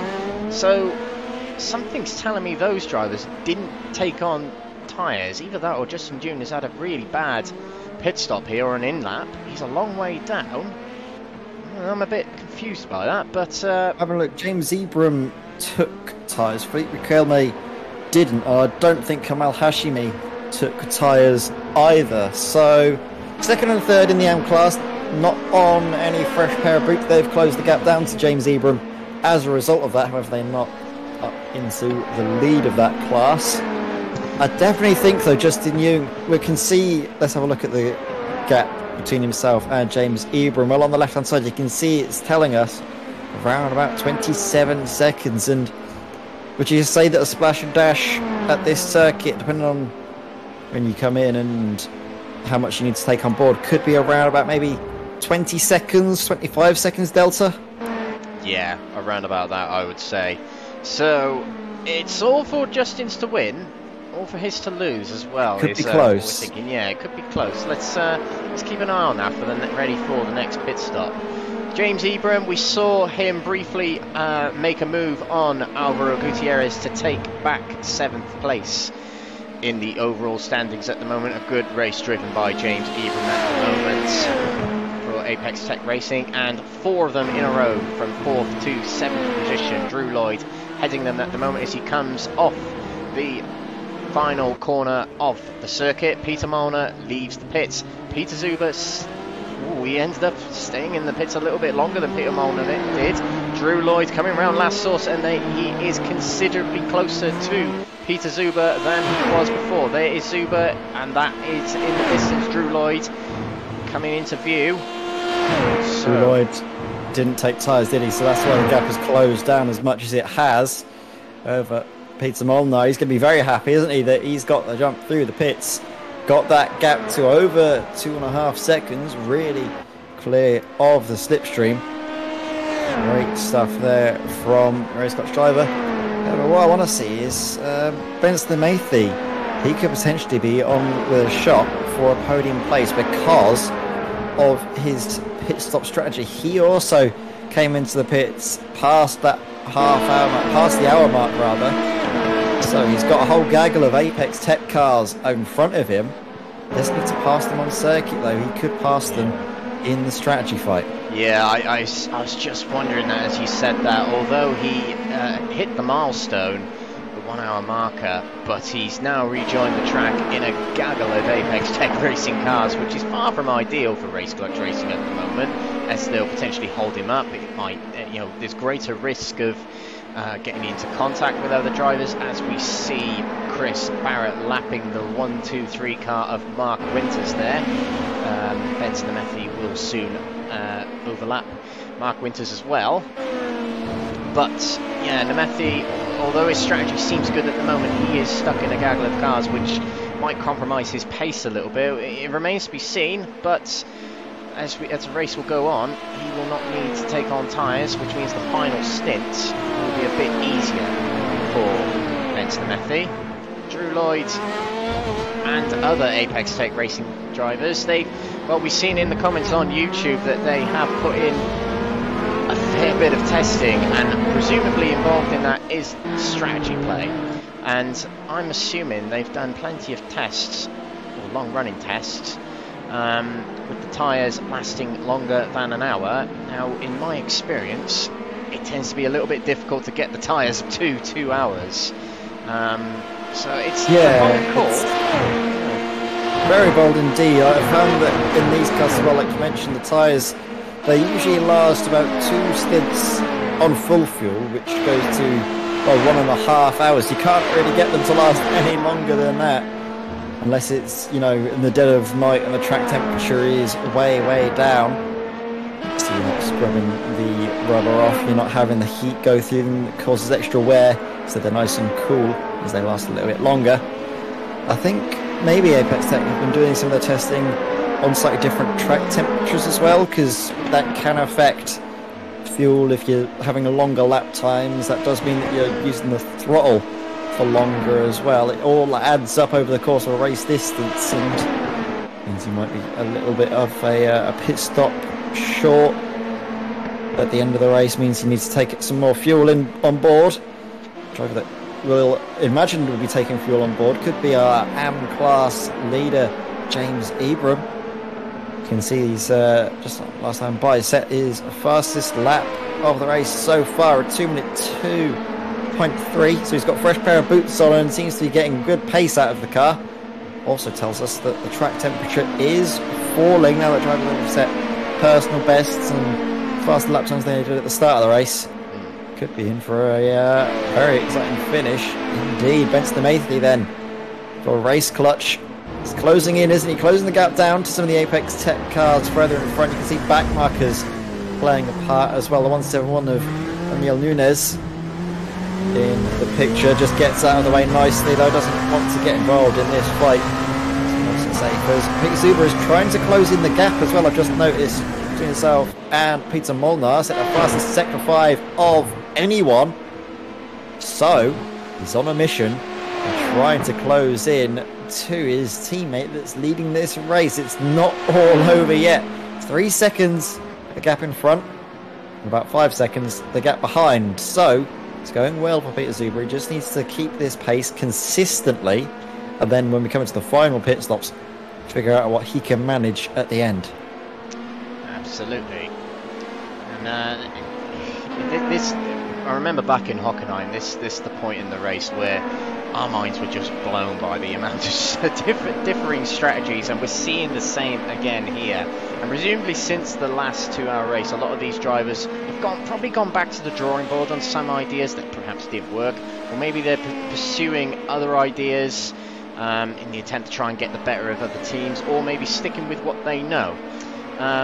But yeah, plenty going on in this race. It's although it's a little bit difficult to follow, it's very, very exciting at the same time. So before we move on to the next part of this race, let's have a rundown of our order at the moment. Leading this race at the moment is Hungarian driver Peter Molnar of Race Clutch Racing.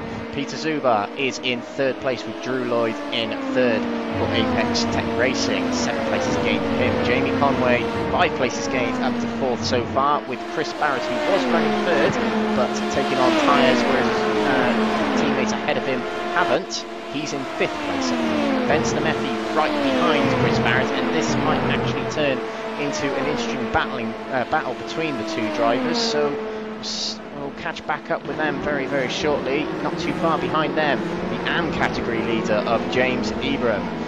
3 places lost overall, but he's still leading the AM standings for the time being, and quite some time ahead of Kamal Hashimi. Alvaro Gutierrez Melendez is in 8th position. He's had a little bit of a quiet race, been in a few battles here and there. We haven't seen many die-hard moves from him in this race. Much further back is his teammate, who was running close but on a different strategy it seems.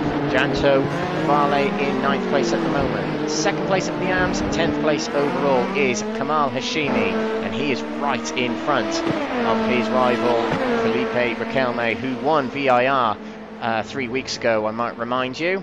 One of the biggest movers of the field in 12th place, Evo Laucher, as well as tied biggest mover of the field, Theo Schlerer in 13th position. Roy Mass, we haven't mentioned him much, if not at all today. 5th place in category at the moment, a good showing from him, with Justin June on the differing strategy in 15th overall, 6th in category. Jonas Hansel in 16th position, with Andy Spicer in 17th place. Matto Molnars in 18th. Mark Winters, a lap down, is in 19th.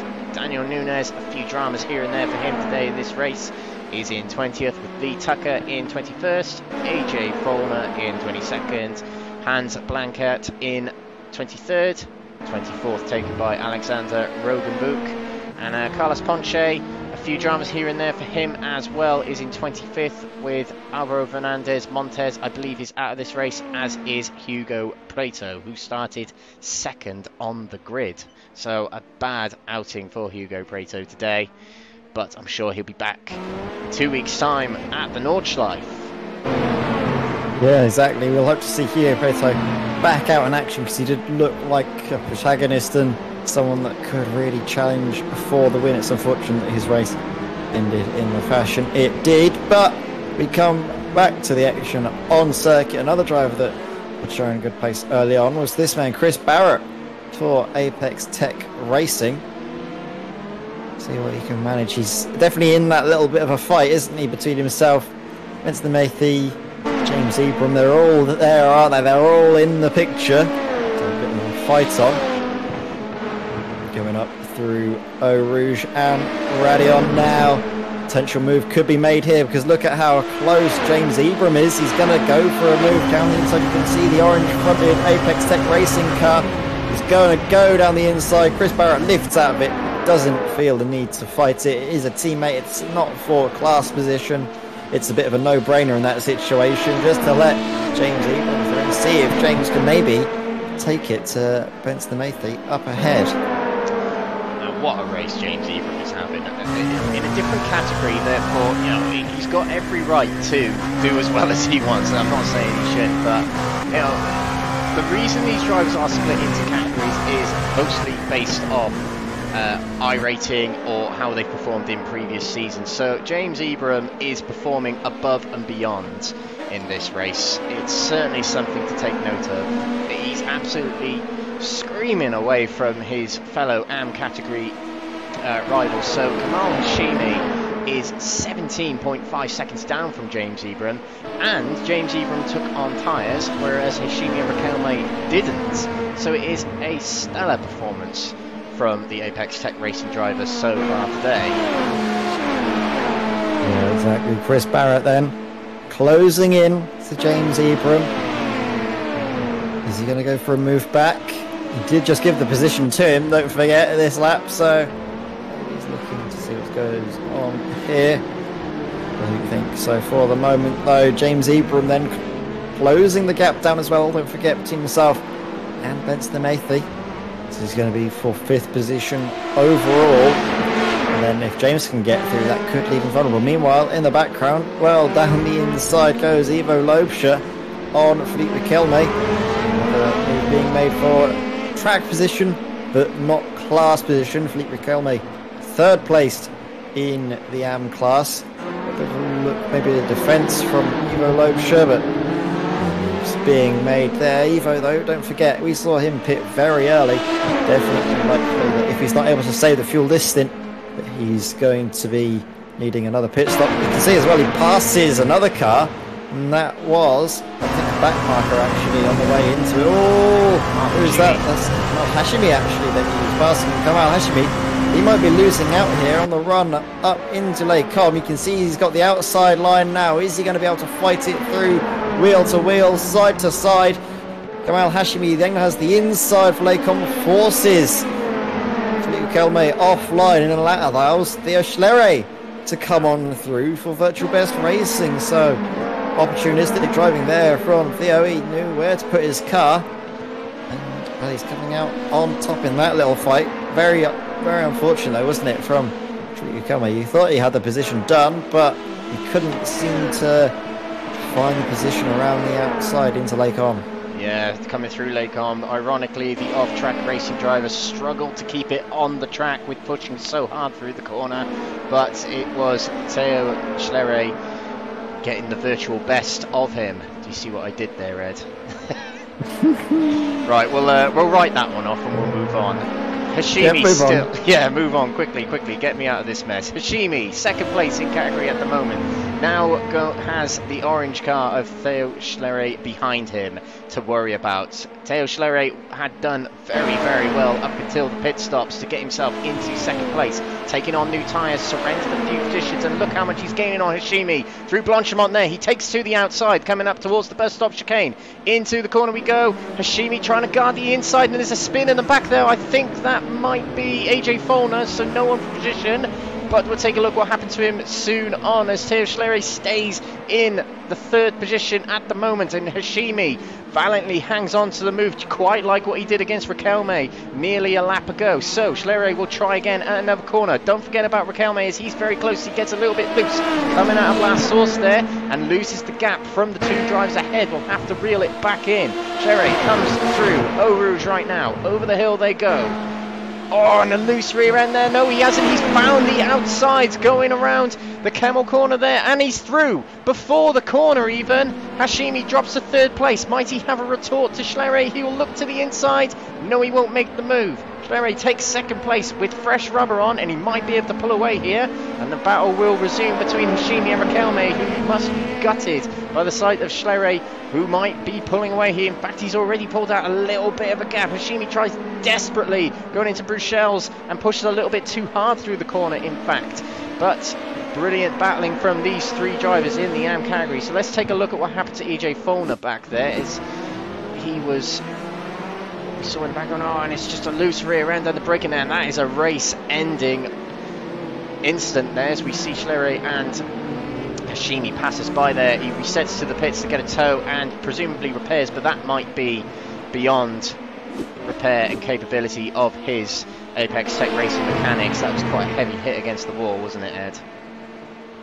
Yeah, it really was. So that's probably race over, unfortunately, for EJ Follner, as James Ebram comes into the pits very early indeed. He's going... I don't know what was going on there. Maybe he's just trying to go out of sync for a different strategy. Doesn't want to be involved in this fight. Feels that he could be getting held up.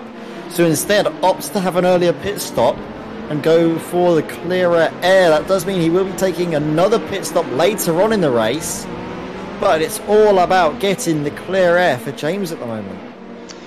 This has really thrown up the AM category into the air here. Teo Schlerer takes the lead in the category. He'll see James Ebram and his eyes will light up as he passes him by. Now let's just keep an eye on James Ebram to see. It is just fuel. No tyres taken on, and we did see him take on tyres on his last pit stop, but you never know, But he comes out. Now, the gap between him and Teo Schlerer now is around about 14 seconds until we pass the next timing split. Yeah, around about 14 seconds. He rejoins right behind Roy Mass there, who is now into the top 5. But James Ebram has got work to do now. He's made this a bit difficult for himself now, hasn't he, Ed?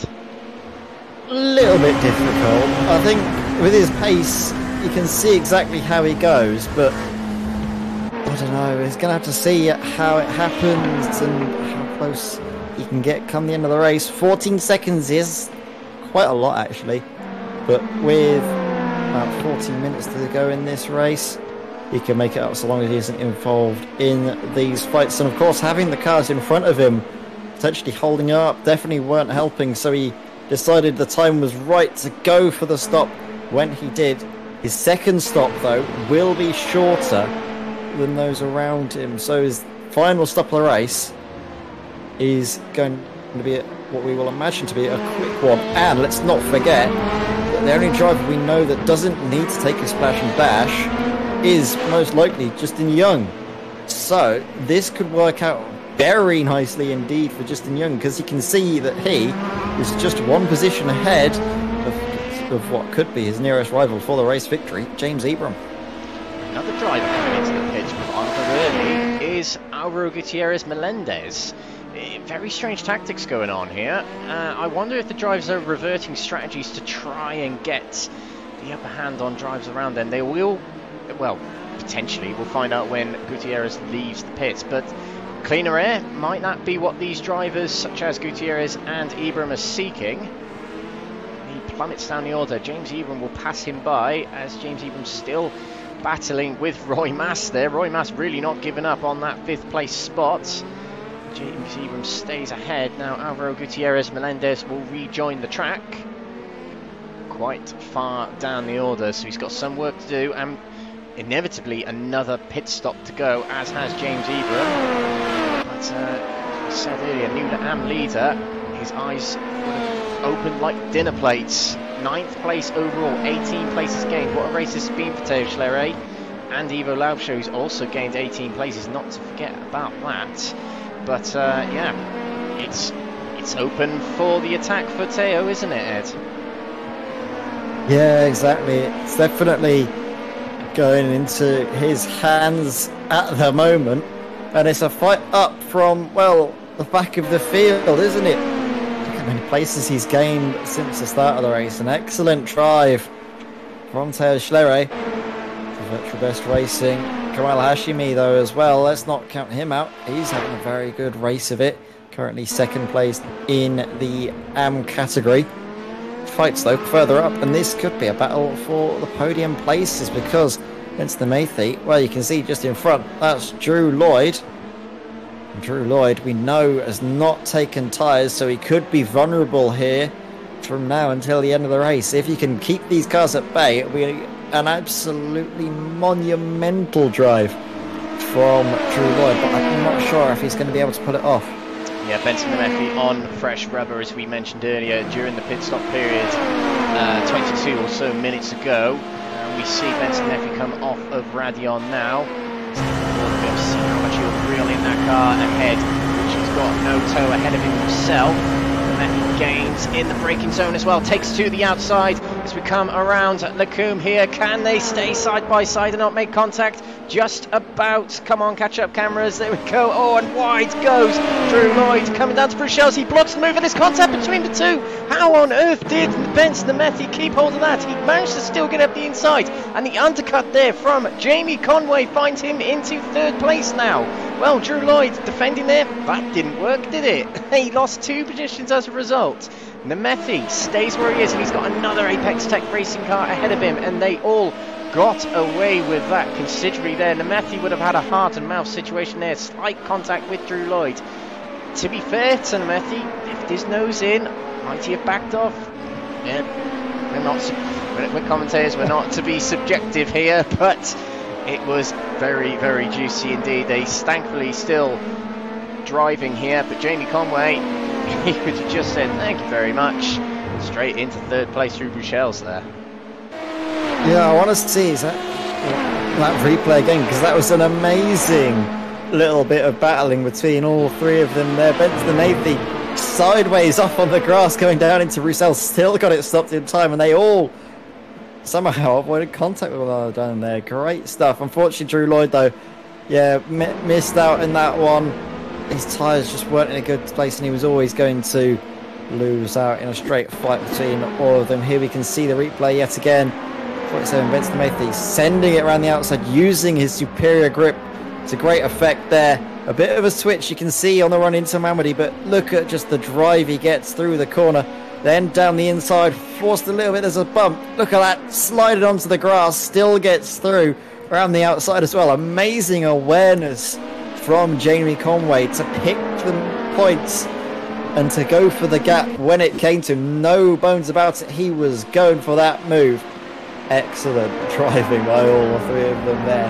And, well, it might not be over yet, because look, we can see here, Benson Nemethi was having to defend, actually, from Drew Lloyd here. Yes, Nemethi on the inside there. Gets past Jamie Conway there into third place, so didn't find it. It didn't take very long to get back into third place for Nemethi, and that'd probably be the preferred corner for him to get past, which he does, and the battle resumes. A flash of the lights back there from Drew Lloyd, but we'll catch up with the action. There has been a swap at the lead, though, further up the order. Zuba and Mona. In fact, we'll stay with these. We'll get back with the front two shortly. Let's just stay with these for the time being, as it is a very, very close battle between the two drivers.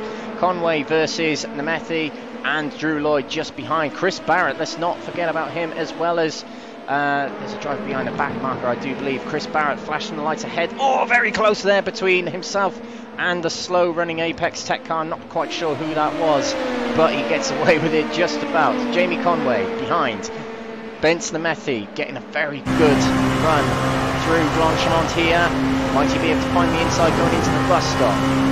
He had to back off a little bit more than Nemethi had to. Nemethi guards the inside, takes to the outside, coming into the bus stop chicane. Not able to make a move just yet. Taking a much deeper apex into the second part of the corner, try and get a run down towards last source. Not close enough to make a move at the moment, though, as they come into the last source corner now. Nothing going on between these two drivers. Let's stay with them until the Kemmel straight to see how much of a draft Conway gets on Matthew. We are seeing at this point in the race now, for some reason or another, there is a very highly effective draft from the car ahead. We didn't quite see it earlier on in the race. Now let's look at Conway. Look at that, he's just screaming past the race clutch machine. It's the Kemmel, sorry, the Coombe corner here. Oh, very close between these two drivers, and the Matthew gets it back in front. Very, very good late braking there from him to get it back ahead of Jamie Conway. Very good battling from these drivers, and the Matthew determined to hang on to that top 3 spot. But Jamie Conway equally trying not to let the Matthew get away, despite having old rubber on the car, desperately trying to keep it within distance of the Matthew and keep that podium up for grabs. Pit stops will be approaching very soon for these drivers. Evo Laucher, it's not going to plan for him in terms of strategy. He'll leave the pits now with only fuel taken on board, but we know this tank will only last you half an hour, a bit less than that.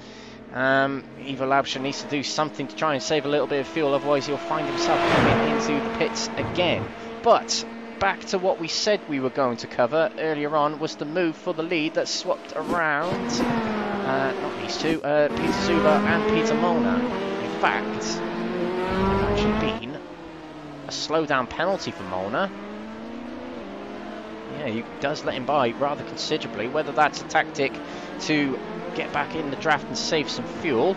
We did see them do that earlier, so they are far in front, so they're not going to lose much time, but that might be the tactic at play here. As we get back to the live action now, our driver's coming into the pits now. Jamie Conway comes into the pits, as does Drew Lloyd. Chris Barrett stays out, which is quite important. He will be able to tick over to the 1 hour 30 marker. In fact, all drivers that are going to stay out will. So these drivers that are in the pits now, whom are Jamie Conway, Drew Lloyd and Shanto Avale. Teo Schlerer has come into the pits, the leader of the AM category, so the driver whose eyes would have lit up with the sight of James Ebram coming in the pits earlier might end up having to come in the pits himself later on. So this is big importance to the AM category, as Justin Jung, as we expected, stays out. James Ebram stays out, of course he does. Felipe Riquelme has saved fuel during this stint as well. What's going on there? That's very big. I was going to say, Felipe Riquelme staying out is massive for this little fight going on. He came into the pits on lap 28, so he's really been able to extend this stint. For context, Justin Jung, who we knew was going to be able to stay out longer, came in on lap 30. So Felipe Riquelme has really saved a lot of fuel on this stint. That's going to be really crucial for this AM fight. And out of nowhere, we've suddenly seen the pendulum has swung one way in Justin Jung's favour, then another way in James Ebram's favour, and then finally, maybe in favour of Felipe Riquelme for off-track racing. So that will be excellent to see if he can capitalise. You can as well see Justin Jung is around about 1.7 seconds back. One of these drivers, I don't think, actually, let's have a look. Justin Jung did take tyres for Felipe Riquelme. Last time by, though, did not take tyres. We'll have a look at the time spent in the pits. And Felipe Riquelme had 26 seconds stationary.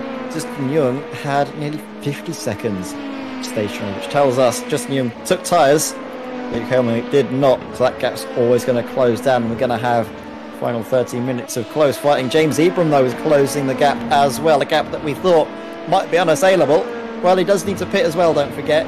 He's going to be able to take it till the end of the race with an extra pit stop. It will be a shorter one, but a bit of pit stop nonetheless. And, well, where are our race leaders? Because we'll expect them to be coming into the pits this time by potentially Peter Zuber and Peter Molnar staying out, as I think Peter Zuber has set the fastest lap of the race so far. Yes, a 2 minute 1.67, 668 even.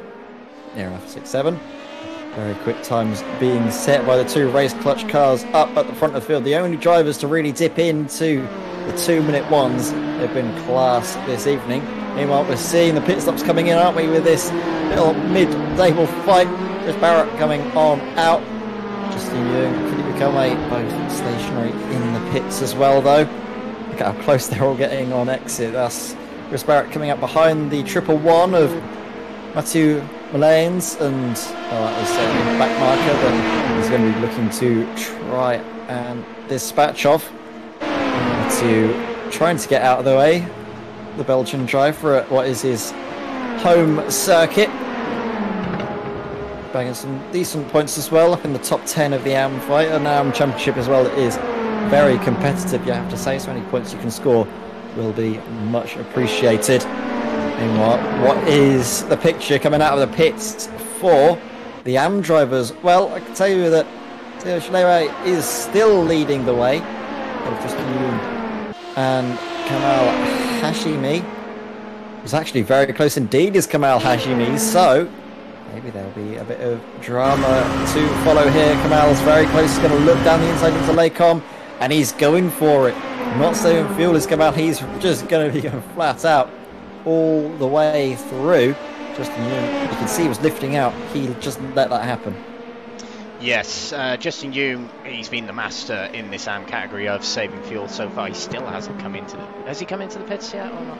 I've lost... Justin Young has come into the pits, yes, both himself and Felipe Calme have come into the pits, and Justin Young actually jumped Felipe Calme in the pit lane, and that was because Felipe did in the end take tyres. I think his tyre wear was just too severe that he thought he might be able to take it to the end of the race, but then it turns out he wasn't, as we see. Oh, what was that going on there? Was that a car off the road there? I think I saw a red car off of the road. It might have been another race clutch car. Saw Roy Mass take a spin coming out of Bruxelles there. Roy Mass, who was fighting for the top 5 in the AM category. A bit of a... Was it Benson Mathy?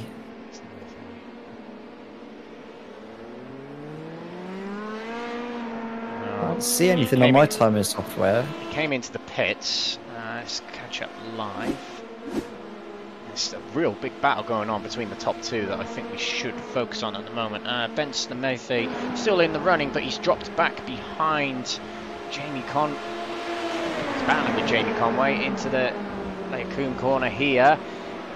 Intense battling again with Jamie Conway. He doesn't need this to try and get his top 3. Alvaro Gutierrez Melendez has been revolutionary in the last half an hour or so in this race, as he has picked off a few drivers one by one, presumably with a better strategy. We've not really seen him make many moves, but he's ended up ahead of most drivers that were ahead of him before. Matthew, Conway, Avale, Barrett, Drew Lloyd.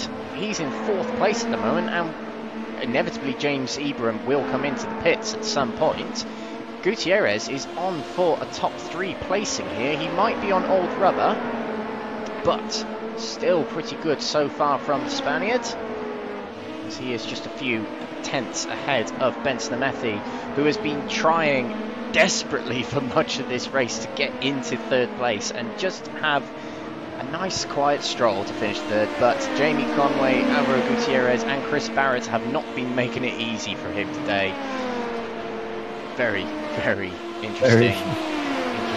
Indeed, yeah. It's very close to see what is going to happen here. All of the different strategies that will come through, and he won't really know what's to happen until, well, we might get onto the white flag lap that we'll finally know what's going on with all of the different strategies. James Ebram, though, still leading the AM class fight, but by how much, that is the crucial thing to figure out. You can see the amount of cars that he has between himself and 2nd place Theo Schleyer. Theo, though, is he going to be able to make it to the end of the race? It could be close. Other drivers, though, we can see, well, Peter Zuber getting through this time on Peter Molnar. So down the inside he goes. Wasn't really fought back, was it? Teammates, they realise that there's no sense fighting for the moves, since they're just letting them happen with the slipstream, and maybe in the final 10-15 minutes it'll all start to kick off. And, well, if you want something to kick off right now, well, here you go, a battle between Benson Mathy and, right behind him, Jamie Conway. Yeah, very close between these two yet again. We saw both of them involved in an intense battle with Drew Lloyd some laps ago, not too long ago in fact. going into Bruxelles there, and it is a reunion between these two, battling for 4th place at the moment. Gutierrez just ahead, and they're not exactly reeling him in. Speaking of Drew Lloyd, actually, I've just noticed he's been passed by Theo Schlerer. Oh, interesting indeed. Theo Schlerer, I think, might be on newer rubber than Drew Lloyd. In fact, Drew Lloyd might have taken on new tyres on that last pit stop, so still heating the tyres up. I'm not too sure. But yeah, I think Theo Schlerer and Drew Lloyd have had similar pit stops, so I think both of them are on the same age of rubber. It's just, I think Schlerer now has shown a good turn of pace in this final stage of the race as the temperatures are coming down. It seems to suit Theo Schlerer a little bit more. We've said, haven't we noticed as well, his performance has really come to the forefront in this sort of final hour of the race as James Ebram comes into the pits for what will be his final stop of the race. So we can see him in the pit lane, and the eyes will then inevitably shift to 2nd place. Where is Theo out on the circuit? Well, there's Justin Young there in 3rd. Schlerer is coming into the bus stop now, so he could come out and find himself in the lead of this AM class race. James Ebram still stationary as Schlerer passes him very shortly on the run into La Source. James Ebram, I think he just finally... No, he doesn't get moving. No, James Ebram still stationary in the pits. Now he gets moving. And is he going to come out? He does come out just ahead of Justin Young.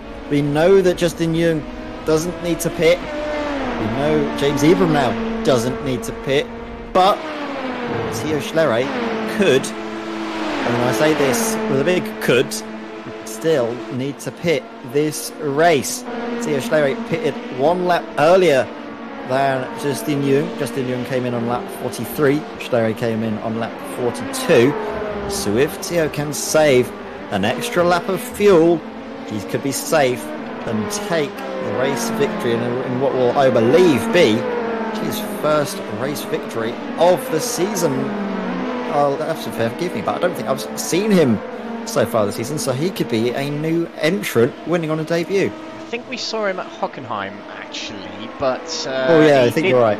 I seem to remember he retired fairly early, but then again, I could be wrong about that. But yeah, Theo Schlerer could be our 3rd different winner in the AM category if all goes well for him in these final few phases of the race.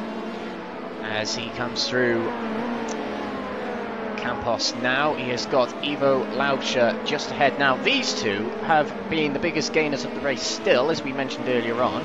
18 places gained for the 2 drivers. That's gap going.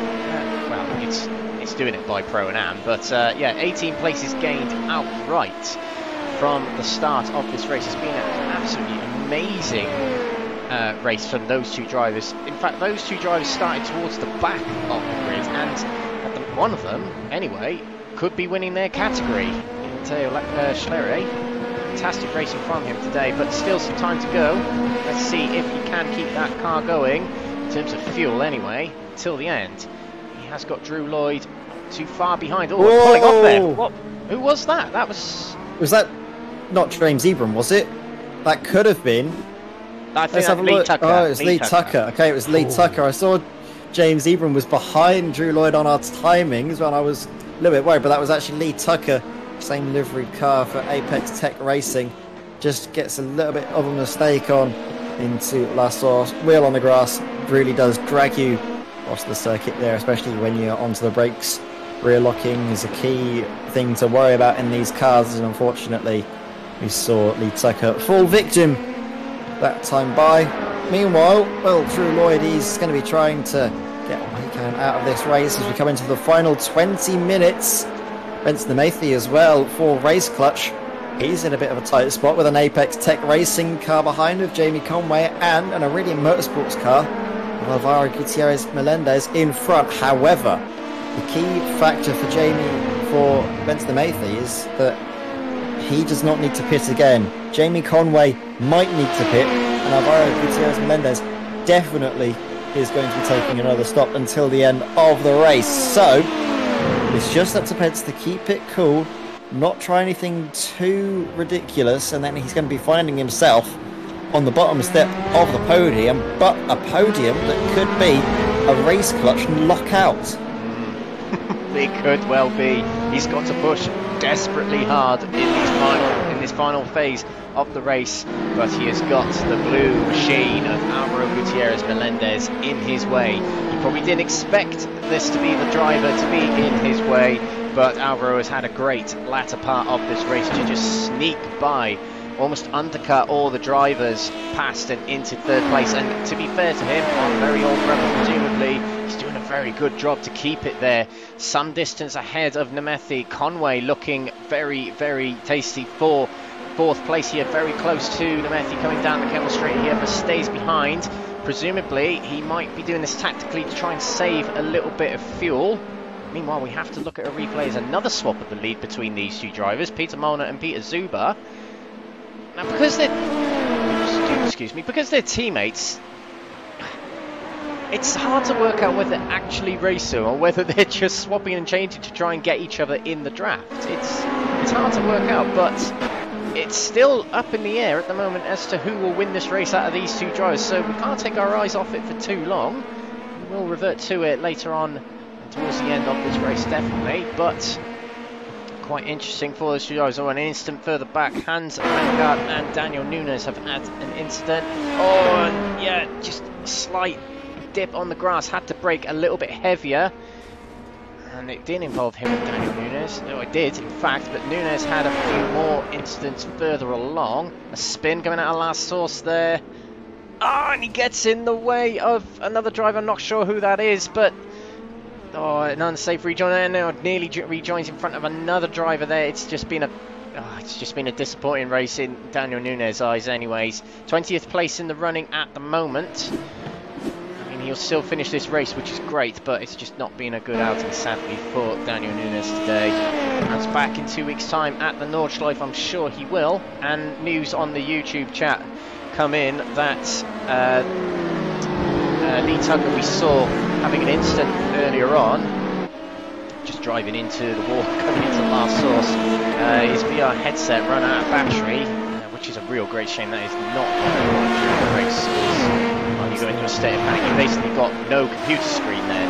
Now, with real life cars where you do have technical issues such as, well, you do have batteries running out in modern day cars, fuel running out, engine blowing up, transmission failing, hydraulics failing, that sort of thing. It's not quite like that in sim racing, but you can get other forms of failure such as internet disconnections and VR headsets running out of battery and wheels disconnected and that sort of thing. It is the tough nature of sim racing, that is slightly different to real life racing, but it does have its issues. Yeah, it's the same with real life racing. In fact, no technology, no piece of engineering is 100% infallible, is it? There's always room for things to go wrong. So I guess it's a way of mirroring mechanical failures in real life motorsport in the virtual world. It'd be perfect if you could have a wheel that never disconnect, or a screen that would never freeze, or anything like that, or VR that never fails, but unfortunately that's definitely not on the horizon anytime soon, I would imagine. So you just have to take it on the chin and look forward to the next one. I hope you can fix any issues that you cause in the blackouts or dropouts or whatever, and then just do all you can do yourself to get the best results possible as well. Seeing in the chat, Zoltan Vona cheering on Race Clutch, and well, he might be able to celebrate Race Clutch in 15 minutes time, because look at this, up at the front of the field to the two Peters, Molnar and Zuber,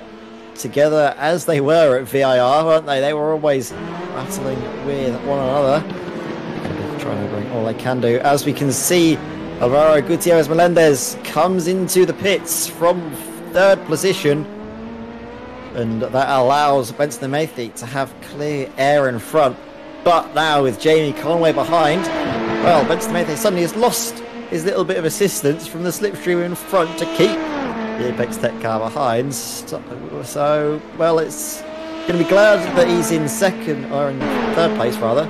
It's not going to be happy that there's no clear air in front. Yeah, but one thing Nemethi doesn't have to worry about that I think Jamie Conway might have to worry about a little more is fuel, getting it to the end. I mean, Jamie Conway is in a better position being behind Nemethi, getting a bit of draft, a bit of dirty air in front of him allows him to save a little bit of fuel. Running in higher gears as well helps, but yeah, the battle is on between these two drivers. Jamie Conway might, for the next 10 minutes or so, conserve fuel, service tyres, and save the best till the end. Ben Stamethey, though, makes it a race clutch 1, 2, 3 provisionally at the moment, as we see the front two just blasting away from everyone as they have done all race long. 20-second gap to their teammate Stamethey. It's just been a stellar performance from these two drivers who joined us in the commentary booth last round, so hopefully they do again and get a breakdown of what their tactics have been in this race. We've seen them swap positions a fair few times, and last time we were led to believe that they were racing. This time I'm not too sure, but we'll find out, I'm sure. But leading the AM category at the moment, Theo Schlerer, 21 places gained overall from a starting position of what would be 27th place. It's been dead last. Yeah, plumb last, and he's leading the AM category. James Ebram will be pushing like crazy. He had it in his hands, absolutely had it in his hands, but for some reason an earlier pit stop came along. He wasn't able to save fuel, he wasn't able to get it past the half-an-hour markers, and took a gamble to come into the pits. The gap between these two drivers, though, 6 seconds, and let's just see if that comes down. James Ebram's also defending from Alvaro Gutierrez Melendez, who had to come in from 3rd place. Oh, and look at this, yeah, as we thought, Ebram in the pits again. Yeah, he came in half an hour ago. He came in earlier he came in just a little bit earlier than that, though. He came in, I think, at the 1 hour and 37 minute mark, so another pit stop for James Ebram. I'm not sure what was going on. Let's not forget, he took a pit stop relatively early on this race at the 1 hour 17 mark, I believe, or the 1 hour 7 mark, and then again at the 1 hour 37 mark, and now all of a sudden, just what, 10 minutes later, he takes another trip to the pit lane. What on earth is going on with James Ebram? Is there an issue that he's trying to fix? Is there something that's going on? Well, he gets it moving once more. It's just very confusing. Yeah, it's a strange strategy from James Ebram. He had the win in his hands and he slipped away. It's Theo Schlerer. He's pretty much taken the crown from him, running in amongst the top 10. Oh, there was a big... Oh, there wasn't a spin. It was driver pulling over. Being lapped by Theo Schlerer. 6th place for him. Can he keep it going to the end? That is the question now. But James Ebram, yes, he had it in his hands. He qualified well. He's been racing well. But the strategy has just gone pear-shaped. Down in 5th place at the moment for our Hockenheim race winner 5 weeks ago. Very strange indeed, but let's see what he can make up in this latter part of the race. He'll be running on light fuel. We'll see how he gets on. But meanwhile, back towards the front. This is still a battle for 3rd place between Stamethey and Jamie Conway. Conway still running behind, trying to pick up that slipstream, trying to save a little bit of fuel, trying to wait for the opportune moment to pass Stamethey. Gets a good run coming off of Randy on there. He'll gain considerably down the straight here. Will he make a move going into Lecombe here as we come down the Kemmel Straight here? Stamethey stays on the racing line, but Conway also stays on the racing line and stays behind Stamethey. If we can go on board again and look at that once more, you can see that Jamie Conway, his car tops out so much earlier. I think he's running a higher aero package. His car is not closing in enough on these straights. We're going to be able to see what's going on. In fact, let's have a look. You can't really tell. You can sometimes get a little bit of a hint from the rear wings of these cars in iRacing. You can see if one's a bit more flat than the other. iRacing do actually model the sort of degrees of wing that you have on the actual car, so you can see certain cars if they've got lower wing or not. It's telling me though that Ben Stamethey is definitely running a lower wing setting of some sort, because he's just got that top end, and while the acceleration is there from Jamie Conway, top end just doesn't seem to help him out. So I mean, that's really helping out Race Clutch. Yeah, I mean, with running I mean, running with higher wing setting, it helps you out considerably through the corners because you're able to keep the car in a straighter line coming out of the corners, which means a better exit from the corners as he gains considerably through Blanchimont here, and he backs off again.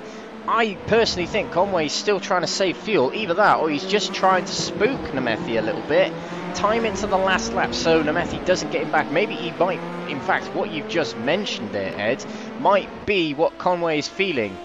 Nemethi much quicker down the straights and will be able to get past so easily at the end of the race if Conway gets, times it too early. Yeah, and another thing as well is the fact that having a lower wing setting can also help you with your fuel usage because you go along the straights so much faster. You're not on full throttle for as long. You can save a bit of fuel, less drag, less work that the engine has to do. Helps you out massively, and that's probably the reason why you see Jamie Conway. He does back out here this time, saving a lot of fuel. So Jamie Conway, as close as he is, even if he is running a slightly higher wing setting, it doesn't hurt him that much because he's right underneath the rear diffuser of Nemethi up in front. So he's going for the moment in favour of Vents. However, we're seeing race clutch, aren't we, that they've been able to get their sort of fuel to last, partially down to maybe their wing settings, which could be the reason why they're clear of the rest of the field in terms of their fuel. Yeah, exactly. But another thing to mention and bear in mind with Jamie Conway running a higher wing is when the tyres do get towards high degradation and low tread points, the rear wing will help in that it gives you better grip on the rear end where it would be losing it. I'm not quite sure what these drivers are doing. They might only be taking on front tyres when they pit. They might be taking on all fours. Either way, the rear tyres will come a little bit looser towards the stint. As we see up close again, right up on the rear diffuser yet again of Benz Nemethi is Jamie Conway, and getting very squirrely coming out of the corner is Benz Nemethi. But Jamie Conway is content with just staying behind. So come through the bus stop chicane again.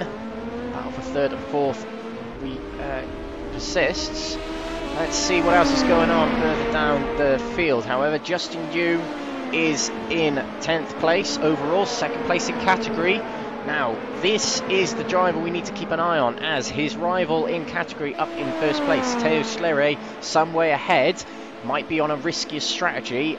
This will be the critical point in the race where Theo Schlerer would either be able to get it to the end or he'll have to bring it into the pits. He stays out on this lap, as we can see, and in this race, with only 6 minutes remaining, there will be around about 3 laps to go. So these drivers will be keeping one eye on their black box in their sim setup, which keeps an eye on their fuel consumption, how much is remaining, how much they can put in. I think Theo Schlerer, and I think Theo Schlerer could still have this. The gap between himself and Justin Young is around about 21 seconds. If Theo Schlerer comes in maybe on this next lap, he won't be taking on much fuel at all.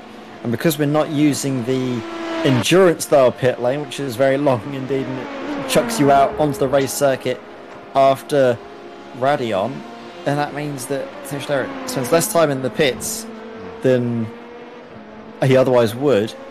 I think he could luck out this time. It might be close, but I think he's going to have just enough of a margin to be out ahead of Justin Young and potentially take this race victory. So great stuff from Theo Schlerer, and he has been here in the past 2 rounds. He's just unfortunately not had the best races. He's not been too fortunate, but this is his time to shine in the spotlight, in the lovely evening sun of Spa. He just needs to bring it home for these final 5 minutes. And it's, well, easier said than done, isn't it? The pressure will start to kick in for drivers. You can see, a little bit of a twitch was that coming out of the French chicane, really on the ragged edge, even though he's got this 23-second margin now. The reason why he's got that much is because he's getting every last drop of performance out of it, really squeezing this car to the limit. And, well, is just showing us that Justin Young doesn't have any reply at the moment.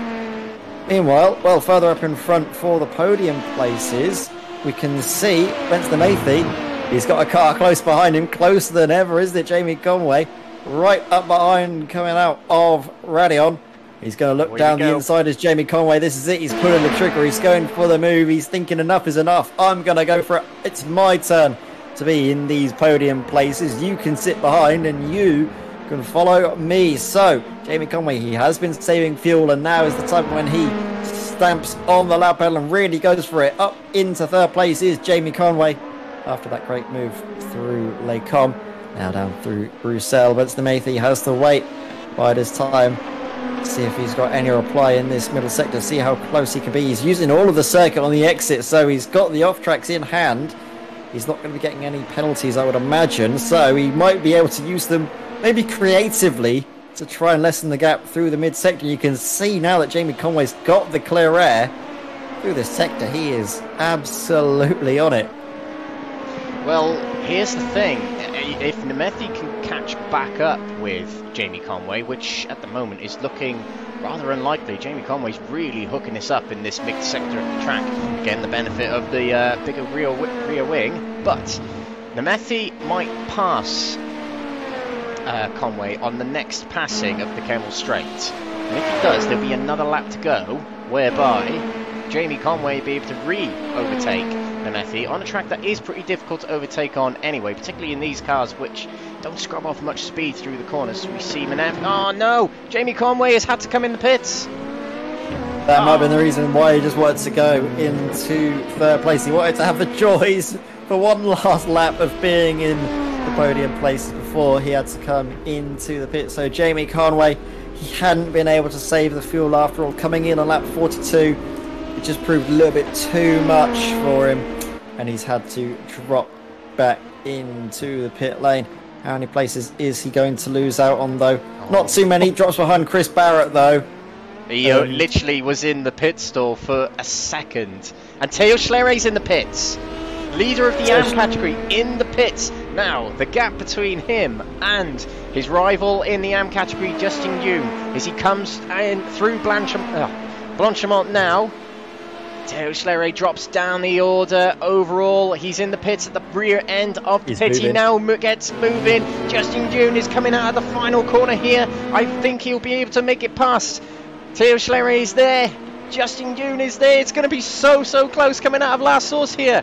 Schlere comes through the corner, but Justin Yoon is able to get by. Coming out of the corner, no, he's not able to get by just yet. Justin Yoon takes first place, but it's so close between these two drivers with what I think is going to be 2 laps to go. Schlere will have an opportunity now to have a last gasp overtake on Justin Yoon if he can stay close enough. Justin Yoon takes the lead for the first time in this race. What did we say earlier on in the race? What is it? Is the smash and dash delta? Around about 25 seconds, and Justin Yoon was 24 seconds behind Theo Schlere on the start of that little pit stop phase for the splash and dash. So now it's Justin Young's time to lead this AM class race. The first time all race, I think, that he's actually been in first position in class. Theo Schlere, though, he's closing in, and we do have, this is going to be, I think, the second to last lap for these drivers. Where is Peter Molnar and Peter Zuber? Actually, I think they've just started the white flag now, so this is the last lap for our 2 race leaders. Peter Molnar has built that gap out at the front of the field. Peter Zuber has not been able to capitalise, has he, from his pole position lap time, not converting pole into race victory as it currently seems. Gap over 2 seconds. So now let's have a little bit of a look, shall we, back to this AM fight for the top 2, and all very wide. Massive moment there. We caught it just in time. Theo Schlere running wide. That was coming out of Stavolo on the run through this back straight. That could have saved Justin Young's bacon right now, because, well, he's got the gap, the safe gap as well, between himself and Schlere. There might be, a lock up there. Was that from just Young, or was that the back marker? That was Justin Young. Now all of a sudden that advantage has really shrunk down. Alex, this is so close till the end of the race. Peter Molnar and Peter Zuber as well, they could be coming across the line any moment now. This is definitely the white flag. You could see the flag being waved. Peter Molnar and Peter Zuber, I think they're going to cross the line as a move could be made in the AM class. Yeah, we will try and keep a close eye. Let's take a look. Coming up the Kemmel Straight now. Let's keep an eye on it. Theo Schlery finds the outside. He'll have the move coming down the Kemmel Straight here. He's got a much better move coming out of Eau Rouge here. And he's in front of Justin June. Coming down the back straight here, we have to switch the leaders. Theo Schlery leads the AM category, but coming across the line now is Peter Molnar to make it a win for Race Clutch Racing in the red and blue Race Clutch machine. Brilliant driving from him and Zuber, swapping positions all the way through the race. Brilliant driving for them, and Nemethi will come through to finish third position to make it a 1-2-3 for Race Clutch. Fantastic meeting for them. Dominant all race long as Nemethi crosses the line. Now fourth place for Chris Barrett, and we've got to keep an eye on these two behind as Schlery has passed Justin June. We will get a replay of that later on, but Schlery has taken the lead in the AM category and is pulling away from Justin June. Let's get back to the finishers. Chris Barrett comes through to finish fourth, with Jamie Conway coming through to finish fifth position. That rounds off the top five. This will be the top 10 battle overall, but the top 1 battle in the AM category. It's so close between them. June needs to get closer on this final stretch of road here. He's not going to get close enough unless he can really make a die-hard move to the inside. No, he won't. He'll remain content with second place. Flash lights to just make sure I'm not coming for you, Schlery. You've taken the win here. Virtual Best Racing take their first win of the season, and therefore Theo Schlery, a change of luck for him. He's had bad meetings in Hockenheim and VIR, but he takes the win here at Spa, with Justin Jung taking second place. Raquel May will come through to finish third in category, and James Ibram, well, it was looking so good for the first hour or so, but a pear-shaped strategy led him to finish fourth, unfortunately for him. Jonas Hanschel in his first race for Apex Tech Racing. He'll come through in fifth place, a brilliant race from him to get a top 5 on his debut. Kamal Hashimi will finish sixth place, but our race winner was Peter Molnar. A brilliant race from him. So let's take a look at the move that decided the AM category win. Justin June versus Theo Schlery, and I've got it here. This was the move. It was on the Kemmel Straight, as we saw. It's just, he swings over to the inside so quickly, doesn't he? Let's stay with this for the time being. He took the lead on the Kemmel Straight there, and I think he stayed there, in fact. Nice easy pickings for Schlery on the final lap there. That is the move that you want on a final lap. Charge for the win. And it worked out for Theo Schlery there. Well, Ed May, what a race we've had there. Definitely been one of the most exciting, well, definitely been the exciting race of the season. Wouldn't you agree? Oh, absolutely brilliant stuff. And what a fight it was in the AM class. It was all raced long, and I told you we wouldn't know what was going to happen until the white flag lap. Right at the end, it was Theo Schlery beating out Justin Young in a die-hard move into Les Combes. The final time of asking. Justin Young, though, he had a great race with the strategy. One of the few drivers, in fact, the only driver, I think, in the AM class to make it on just 3 pit stops. That really saved him in the latter stages of the race and allowed him to take second place. But Peter Molnar, Peter Zuber, and Benson Nemethi, they can be very proud of the job they have done. A race clutch 1, 2, 3. I think the first time I've ever seen 3 drivers of the same team taking all 3 steps of the podium. And, well, Alex, talk us through the finishing order for the third race of the season. Certainly will. Here at Spa-Francorchamps, we've had a 1-2-3, as Ed just mentioned, from Race Clutch. Peter Molnar takes the win, with Peter Zuber in second place. I believe that is yet another second place. Yep, another podium for Peter Zuber. Can't quite get that win yet, but 2 seconds and a third so far for Zuber, as presumably he'll be championship leader after today. And the third place lockout podium from Race Clutch Racing and Hungary. Benson Nemethi takes third position. And fourth position will go to Chris Barrett of Apex Tech Racing. A much better night for Apex Tech Racing, with Jamie Conway rounding out the top 5. Alvaro Gutierrez, who we thought was on for a top 3 placing, had to come in towards the end of the race there. 6th place for him. Janto Avale, a very good race from him. Lots of exciting battling from him. 7th place for him. Evo Laucher gained plenty of places from the back of the grid to get himself 8th place, as did Theo Schlerer, the very back of the grid, to win the AM category. 9th overall, first in AM. Brilliant performance. And I'll tell you what, Ed, he's getting my Driver of the Day award, which we've been doing throughout the season, and we'll do again today. He's getting my Driver of the Day award, Theo Schlerer. In 10th place, Justin June will take 2nd place, and another 2nd place as he got 2nd in Hockenheim. So a good resumption of his AM category championship campaign for Justin June, the German driver of T3 Esports. In 3rd place, it is Felipe Riquelme. He's not of track racing, he is of Punto CL Racing. We have an issue with the team display there, so we'll get that corrected for next time, I'm sure. But 3rd place for Punto CL Racing in the AM category, who Felipe Riquelme won at VIR, so another good result for him. James Ebram with the strategy that just did not go to plan. 13th overall for him and 4th in class, with Jonas Hanschel, his debut to the championship of T3 Esports, a good result for them, finishing 5th in category, 14th overall. Kamal Hashimi finishes 15th overall, up there in amongst the battle for the top spot in the AM category, but it was not to be. 6th place for him in category. Roy Mass takes 7th, relatively quiet all race, but he takes 16th, with Andy Spicer 17th.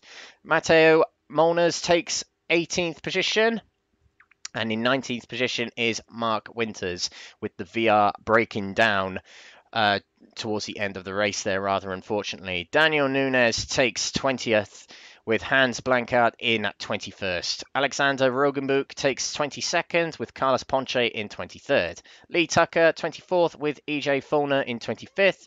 Alvaro Fernandez 26th, and Hugo Pareto, who started 2nd, but an incident earlier on in the race, he finishes 27th place. But our top 3, just to run through that yet again.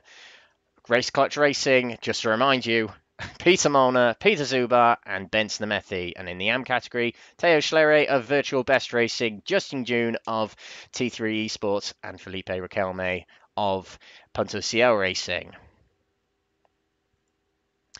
We will give you the updated championship results on the next broadcast, but in the meantime, you can check out Apex Technologies website to see the championship standings when they get updated.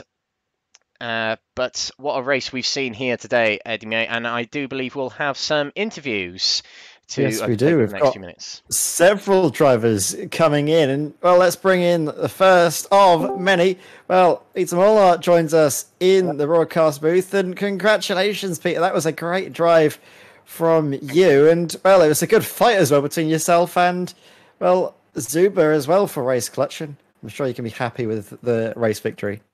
Yeah, I really enjoyed this race. I love this track, and I think it's one of my strongest. And yeah, the fight was also very enjoyable with Peter. But we took it easy because we are teammates. But yeah, it was still good. Of course, yeah. We weren't expecting you to go full on elbows out, but there was a definite bit of excitement between the pair of you, shall we say. But in that last phase, was it just about getting in front and then just building that gap? What was the reason for just your great turn of pace at the end there? I think because we are so close regarding pace with Peter, it's really hard to break the draft. So once I managed to break it, I think the little pace difference came out a bit more. So that's why I managed to build a 2-second gap. But yeah, it's really hard to break the draft, so it could have been that he stays behind me and the last lap he overtakes. But luckily I managed to break the draft. Aaron, talk us through as well your hopes for the championship, because, well, you were tied for first place with Mauricio Cuero, but Mauricio's not turned up, so I think that puts you potentially, depending on what the points are for a race victory, might be you or Peter Zuba leading the championship. Do you reckon you can go all the way and take this whole thing? I hope so, but I think it's Zuba who is leading now, because he was tied with Mauricio. It was close, yeah. Yeah. It could be closer, but And I still think I was third with 58 points. But yeah, I think yeah. it will be really close now because I managed to beat Peter, so it will be close. Yeah. Absolutely. Does it feel a bit sweeter taking the victory from the teammate, or are you just all happy to be up on the podium? I'm happy that we managed to bring home a 1, 2, 3, 4 race clutch. But yeah, it feels really good to win here because I think this was, as I said, one of my stronger tracks. So it feels really good to show that. Absolutely. Well, we'll be able to bring in actually your teammate now, Zuba, who hopefully is aware that we're talking to. Hello, Peter. Good to see you. And, well, congratulations on second place. But you just didn't quite have enough to beat this man, Peter Molnar. Hey guys, yeah. Well, it was a good race. I managed to do a very good first stint. I got also quite lucky. And then, yeah, we did the team game really. So just make sure strategy works. That's what it counts. We got top 3 with all 3 cars. That's what matters. And then, yeah, in the end, I didn't manage to keep the tires in check as much as Peter could. And he definitely had the edge over me. So definitely a deserved victory for him. But yeah, what can I say? Good results. Last time it was the other way around. It's all good. Great result if you could take into account the championship as well, because we were just talking to this with your teammate, but this could be you leading the championship after this round. Do you think you could maybe take this all the way to the end and carry this momentum forward? I believe so, yes. Most of the tracks we have good preparation done already for other races so far. We have good setups done. We understand the strategy around these tracks. We made it work here as well. And yeah, so far all 3 races have been good in terms of points. So we still have a drop week in case we get an unlucky event. So I think it's actually really doable to win the overall championship, both in the solo standings and also in the team standings. Yes, absolutely. And you've alluded to the teams, so I'll bring in your third teammate, the third driver that sits on the podium. Vince Nemathy joins us in the comms box, and congratulations, Vince, for completing something that we've never seen before in this Apex Technologies LMP2 Championship, but it's a lockout for race clutch. You must be very happy to be a part of that.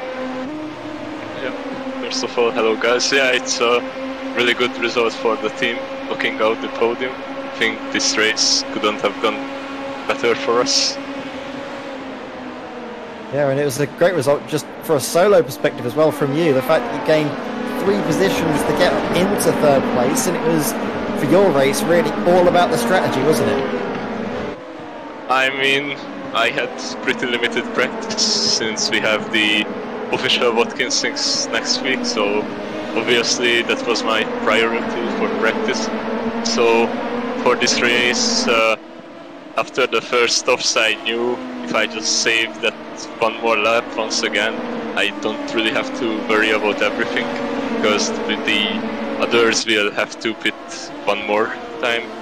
So yeah, and after the second stint it was like pretty calm, I would say, because I knew even though if I would lose the track position, I would still get it back at the end. Well, it's been a great drive from you, Vince, and well, we'll hope to see plenty more of all 3 of you in the next round at the Nürburgring. And well, is that as a team, is that a good track for either of you, or is it one that we're looking forward to? I think it will be, maybe we can expect the same result as here. I think there we have a pretty strong setup as well, and us and race clutch as well with SCO there, so we have lots of data for strategy, so I think it will be a strong showing from us there as well. Well, that's definitely not going to bode well for the rest of the field, but bodes very well for you guys at Race Clutch. Congratulations on your podium lockout, and of course congratulations to Peter Molnar are that for taking the race victory. And before we say goodbye, is there anyone you would like to shout out? I guess the honours for the team shout out can go to race winner Peter Molnar. Yeah, I think what I want to shout out is follow Race Clutch on Twitter. It's at Race Clutch, and you can get notified of the news about the team. Also, F1 is involved in that as well, so definitely go and follow us on Twitter. Well, thank you very much, all of you. We'll hope to see you all very shortly. Thank you. Goodbye. Yes. All right. So that was all of the Race Clutch boys. Peter Molnar, Peter Zuber and Benz Demathy joining us in the comms box. But there are still more drivers to focus on, and we haven't had a word with any drivers from the AM category, the entertainers, all the way from start to finish. So let's bring in firstly the AM class winner, Theo Schleray. And Theo, congratulations on the race victory. You really had to work for that, coming from stone dead last up to take class victory. You've got to be very happy with that. Yeah, of course. I was in a very bad mood when I started because I messed up my qualifying. And at the moment I was in P2 behind Evo Laucher, but James was very, very far away. So to me it was done. I just had to secure this second place until he got his pit stop issue. So I finished in the first spot, and yeah, in the last lap I fought a bit with Justin Young, so it was pretty enjoyable. Yeah, it was definitely enjoyable to watch as well. The fight that you had, especially between yourself and Justin Young, you coming out on top. Just talk us through the excitement that was coursing through you when you realised the fight for the race was going to be on. Yeah, that was a bit unexpected because I watched for James all the way through the race, and when I came out I saw Justin just in front of me, and I didn't have enough time to realize that because the end of the race was very near. Then once you realised the end was near, was it just all about just throwing everything you had at that race to go for it in the end? Yeah, actually I didn't know at that moment if there was only 1 or 2 laps remaining. So I wanted first to try at the chicane, but I messed up at exiting Stavlo. But I was glad to see that I had one more chance, so I put everything in that. It was excellent to watch, and of course you're going to be hoping that a similar thing happens in a couple of days' time, isn't it? I'm guessing if you follow the football, the Frenchman coming out on top of the German, is that something you're going to be hoping has a repeat performance? Actually, I'm not watching football that much because I don't have a lot of time to spare. Fully focused on the next round. Fully focused on the next round at Nürburgring, I'm betting. Yeah, because we are never enough prepared. Never. You can never be too prepared. Absolutely well put there, Theo. And congratulations on your first place. Your first victory, I believe, of the season. So big congratulations to you. Yeah, thanks again. And before we say goodbye to you two, is there anyone you would like to shout out on the broadcast?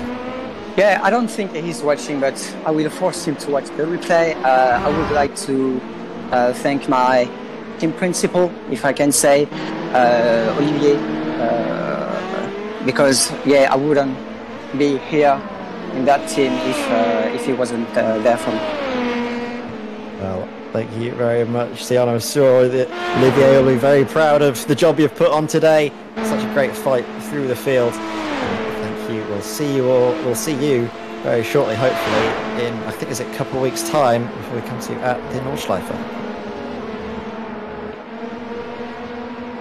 So, everybody, that was our AM class winner, Theo Schleray, and then we can speak now to second place, Justin Young. And Justin, commiserations from what was a brilliant position in the lead. You just weren't able to luck out through the strategy. It was close, though. You've got to be very proud with the second place. Yeah, it was quite close. It was all in the rounds before. There's one mistake I do, and maybe I had a bigger gap to Theo when he left the box, and then it maybe were the first place. It was so close. It was really confusing the whole time. So if it's able to catch him, if it not, thinking the whole race about it. Yeah, it's very difficult, isn't it, to sort of get that out of your mind, and those little mistakes can have big effects on you. But still, just talk us through the strategy part of that, because you were one of the few drivers that were able to make the 3-stop work. Yes, I go from the beginning in the dirty air of the other drivers and do a lot of lift and coast in the whole race, and so I'm able to manage it. It was in the beginning, in the first stint, I see all need to go one lap earlier in the box, so I thought about it that it maybe can get to the end, but that it works so good. It was nice. I don't thought it in the race that it is a so good strategy. It was very good indeed, and it almost played brilliantly into your hands for the race victory, but second place is still nothing to be too displeased about. Good to see some good points as well for the championship, and I think, I'm not sure as it came out, it did come in, but it could still work you very well for the championship as it goes on. Is that something that's in your mind, a potential championship charge? No, I need to watch what the next race brings. It was, I think, a hard fight in the top category of the AM Championship for us. So we need to check the next race. There's much that can happen. We see it in the first season. So, I talked to Theo about this, and he said that he didn't watch football, but I'm certain that you'll be very looking forward to maybe a different result when the Frenchmen and the Germans clash in the Euros. Was that something you'll be hoping might have better fortunes for you? No. Well, I'm thoroughly embarrassed myself now. Thank you very much, Justin. Before we say goodbye to those, is there anyone you'd like to shout out on the broadcast? Yes, Toasterman, if you watch this, you're the man. So, thank you very much, Justin. We'll see you in a couple of weeks at the Nordschleife. Yeah, I'm quite happy to be there. Absolutely. So, there goes Justin Young, and well, we haven't got, from what I can see, our third place driver for off-track racing. So we'll go to another driver that's in the interview room, and I'm not going to talk to him about football and embarrass myself like I've been doing. Instead, I'm going to talk just pure racing with this man, James Ebram, who joins us in the comms box. And James, commiserations for that race. It was looking so good for you, but what happened there with the strategy? We saw you take 2 extra pit stops than maybe you were planning.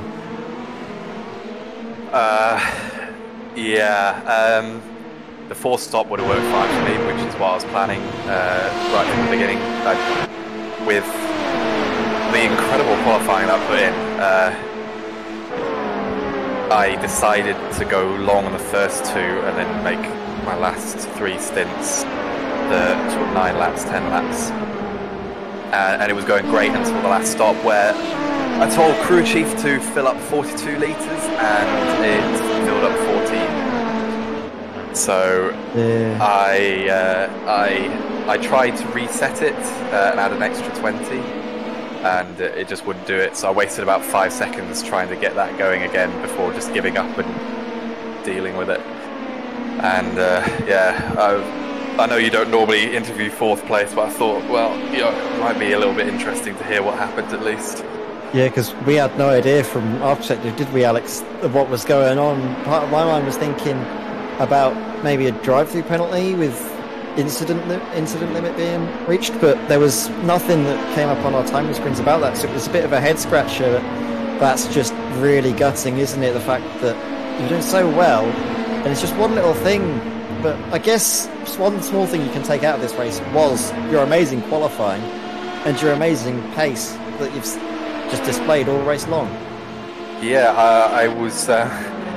So I'm currently talking to you from not my flat. I'm actually at a friend's flat because my internet was cut off 3 days ago. So I've had to. My friend has graciously allowed me to move all my sim stuff to his flat for the evening, so that I can take part in this. So yeah, considering all of that and the pace I showed today was, I couldn't believe how it was going. And just so gutting to lose it to something so sort of out of my control, as it were. Yeah, it's very unfortunate, but the main thing is that you were able to attend, you were able to take part in the race, and 4th place. Don't shy away from the fact that that gets you some very good points and helps you out massively, especially considering that you did finish ahead of, I believe, Christopher Stoll, who didn't actually attend this evening, and he was leading the AM Championship. So I think after this evening, you might come out of this as AM Championship leader still. So, it's still not the end of the world, mate. No, it's not. It was a salvaged race, I think. I nearly got 3rd. A little bit of a tiny bit of contact, although I think it was more netcode between me and Raquelme. Just got a little touch on the rear, and that just made the rears lock up, and me, I had him. Absolutely had him, and I had 3rd place. After coming back from 10 seconds down or something like that in 7 laps. So, but yeah, 4th is not, as you say, it's not the end of the world. So it's points, as you say. So it's not like finishing dead last like I had done in the previous seasons. So yeah, there's all points are good points. Yeah, absolutely. That's the attitude you need to have, and that's the attitude that will see you go very well in the later stages of the championship. And we'll see you, I believe, in, I think it's 2 weeks' time at the Nordschleife, James. Is there a circuit you have good hopes for, if your internet is still existing? It should be up and running this weekend. So if it's not, I might be coming here again. Obviously, if he'll let me. I know he's through in the other room, but I can't see him right now. Nürburgring is a good circuit for me. It's not quite as good as Spa, but it's still a pretty good circuit for me. So I'm looking forward to that one. Thank you very much, James. Before we bid you adieu and conclude the evening's broadcast, is there anyone you want to give a shout out to? Well, first of all, I've got to give a shout out to my incredible friend Jack, who's allowed me to obviously take over his flat for the day, and our team as well. They were all, extremely supportive and talking me through everything as I went along. So all the team sponsors as well, and obviously you guys for putting on a great broadcast that I'm looking forward to watching back, or at least until about the last half hour. Yeah, you can switch it off before all that happens, and you'll in your mind you'll be leading the race and winning by a good margin of it. Thank you very much, James, and we'll hope that you have better fortunes at the Nordschleife. Yeah, cheers guys, catch you next time. So we all need James. We all need a Jack in our lives, don't we? We do. Everybody needs a good friend, Jack, to let you go around the house, take over it, and just start sim racing. And that was a very good little chat we just had there with James Ebram. But I think that is all the time we have. Well, we do have for this evening. Sorry, we do have Felipe Raquelme in the. That's that Felipe Raquelme. Yes, it is. Let's get a word with him as he race. Yeah. And here we do have Felipe Raquelme in the interview, in the broadcast booth. Sorry, Felipe, we didn't talk to you immediately, but we didn't see your name in the box, so we weren't sure exactly who you were. But still, congratulations to you. Good result, coming home in 3rd place in the M class. Thank you, mate. First of all, hi everyone. Congratulations for the podium in categories. Greeting to my new team, .cl, and my girlfriend, the race. Yeah, it was a very difficult race. I made a mistake on my first stint because I entered to the pit lane 2 laps early. I need all the race save the fuel. In the last lap, I entered to the last corner with James side by side. He locked his wheels, and I was able to pass him. Yeah, but it's a very difficult race because tires, the tires, I don't know how to say it, killing very early on the last stint. I had 30% in my weight.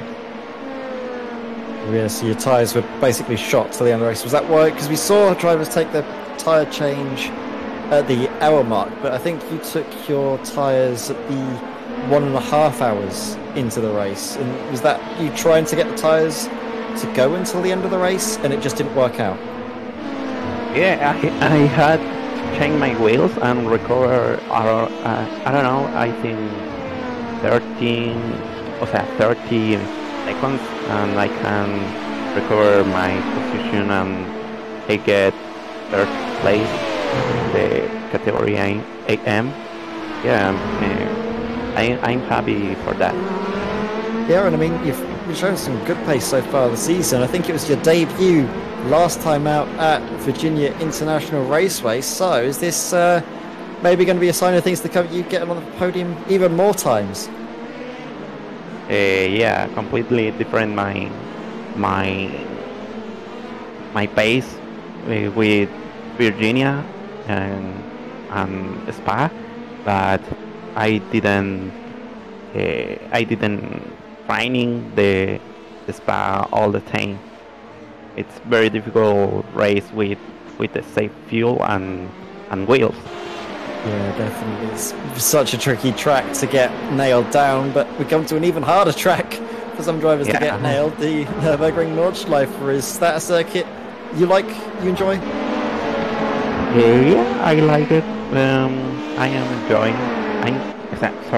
I am enjoying all the race, and see you on Germany the next race. It'll be great to see you at the Nordschleife. But before we say goodbye to you, is there anybody you'd like to give a special shout out to? Any people you want to specifically say any words to at the end of the broadcast? Yeah, greetings to my new team and my girlfriend that saw the race. Thank you all. Thank you, Felipe, and we'll hope to see you get another podium at the Nürburgring. Thank you, Edward. Bye-bye. So everybody, that was Fleetwood Kelme going in to have a chat with us, and that does mean that's the end of our broadcast this evening. But what an excellent time we've had, Alex. I'll let you say any closing words. Thank you, Ed, and thank you for conducting the interviews for us. This has been the Apex Technologies LMP2 Championship, round 3 here at Spa-Francorchamps. In 2 weeks' time, we'll have round 4 at the Nordschleife, the Nürburgring Nordschleife, on the 27th of June for what will be a 180-minute race, so a 3-hour race in store for us there. Join us in 2 weeks' time for that race. I've been Alex Everitt, Ed May alongside me, and this has been Apex Technologies LMP2 Championship, sponsored by Meridian and brought to you by Simracersworld TV. We'll see you in 2 weeks' time. Have a good night.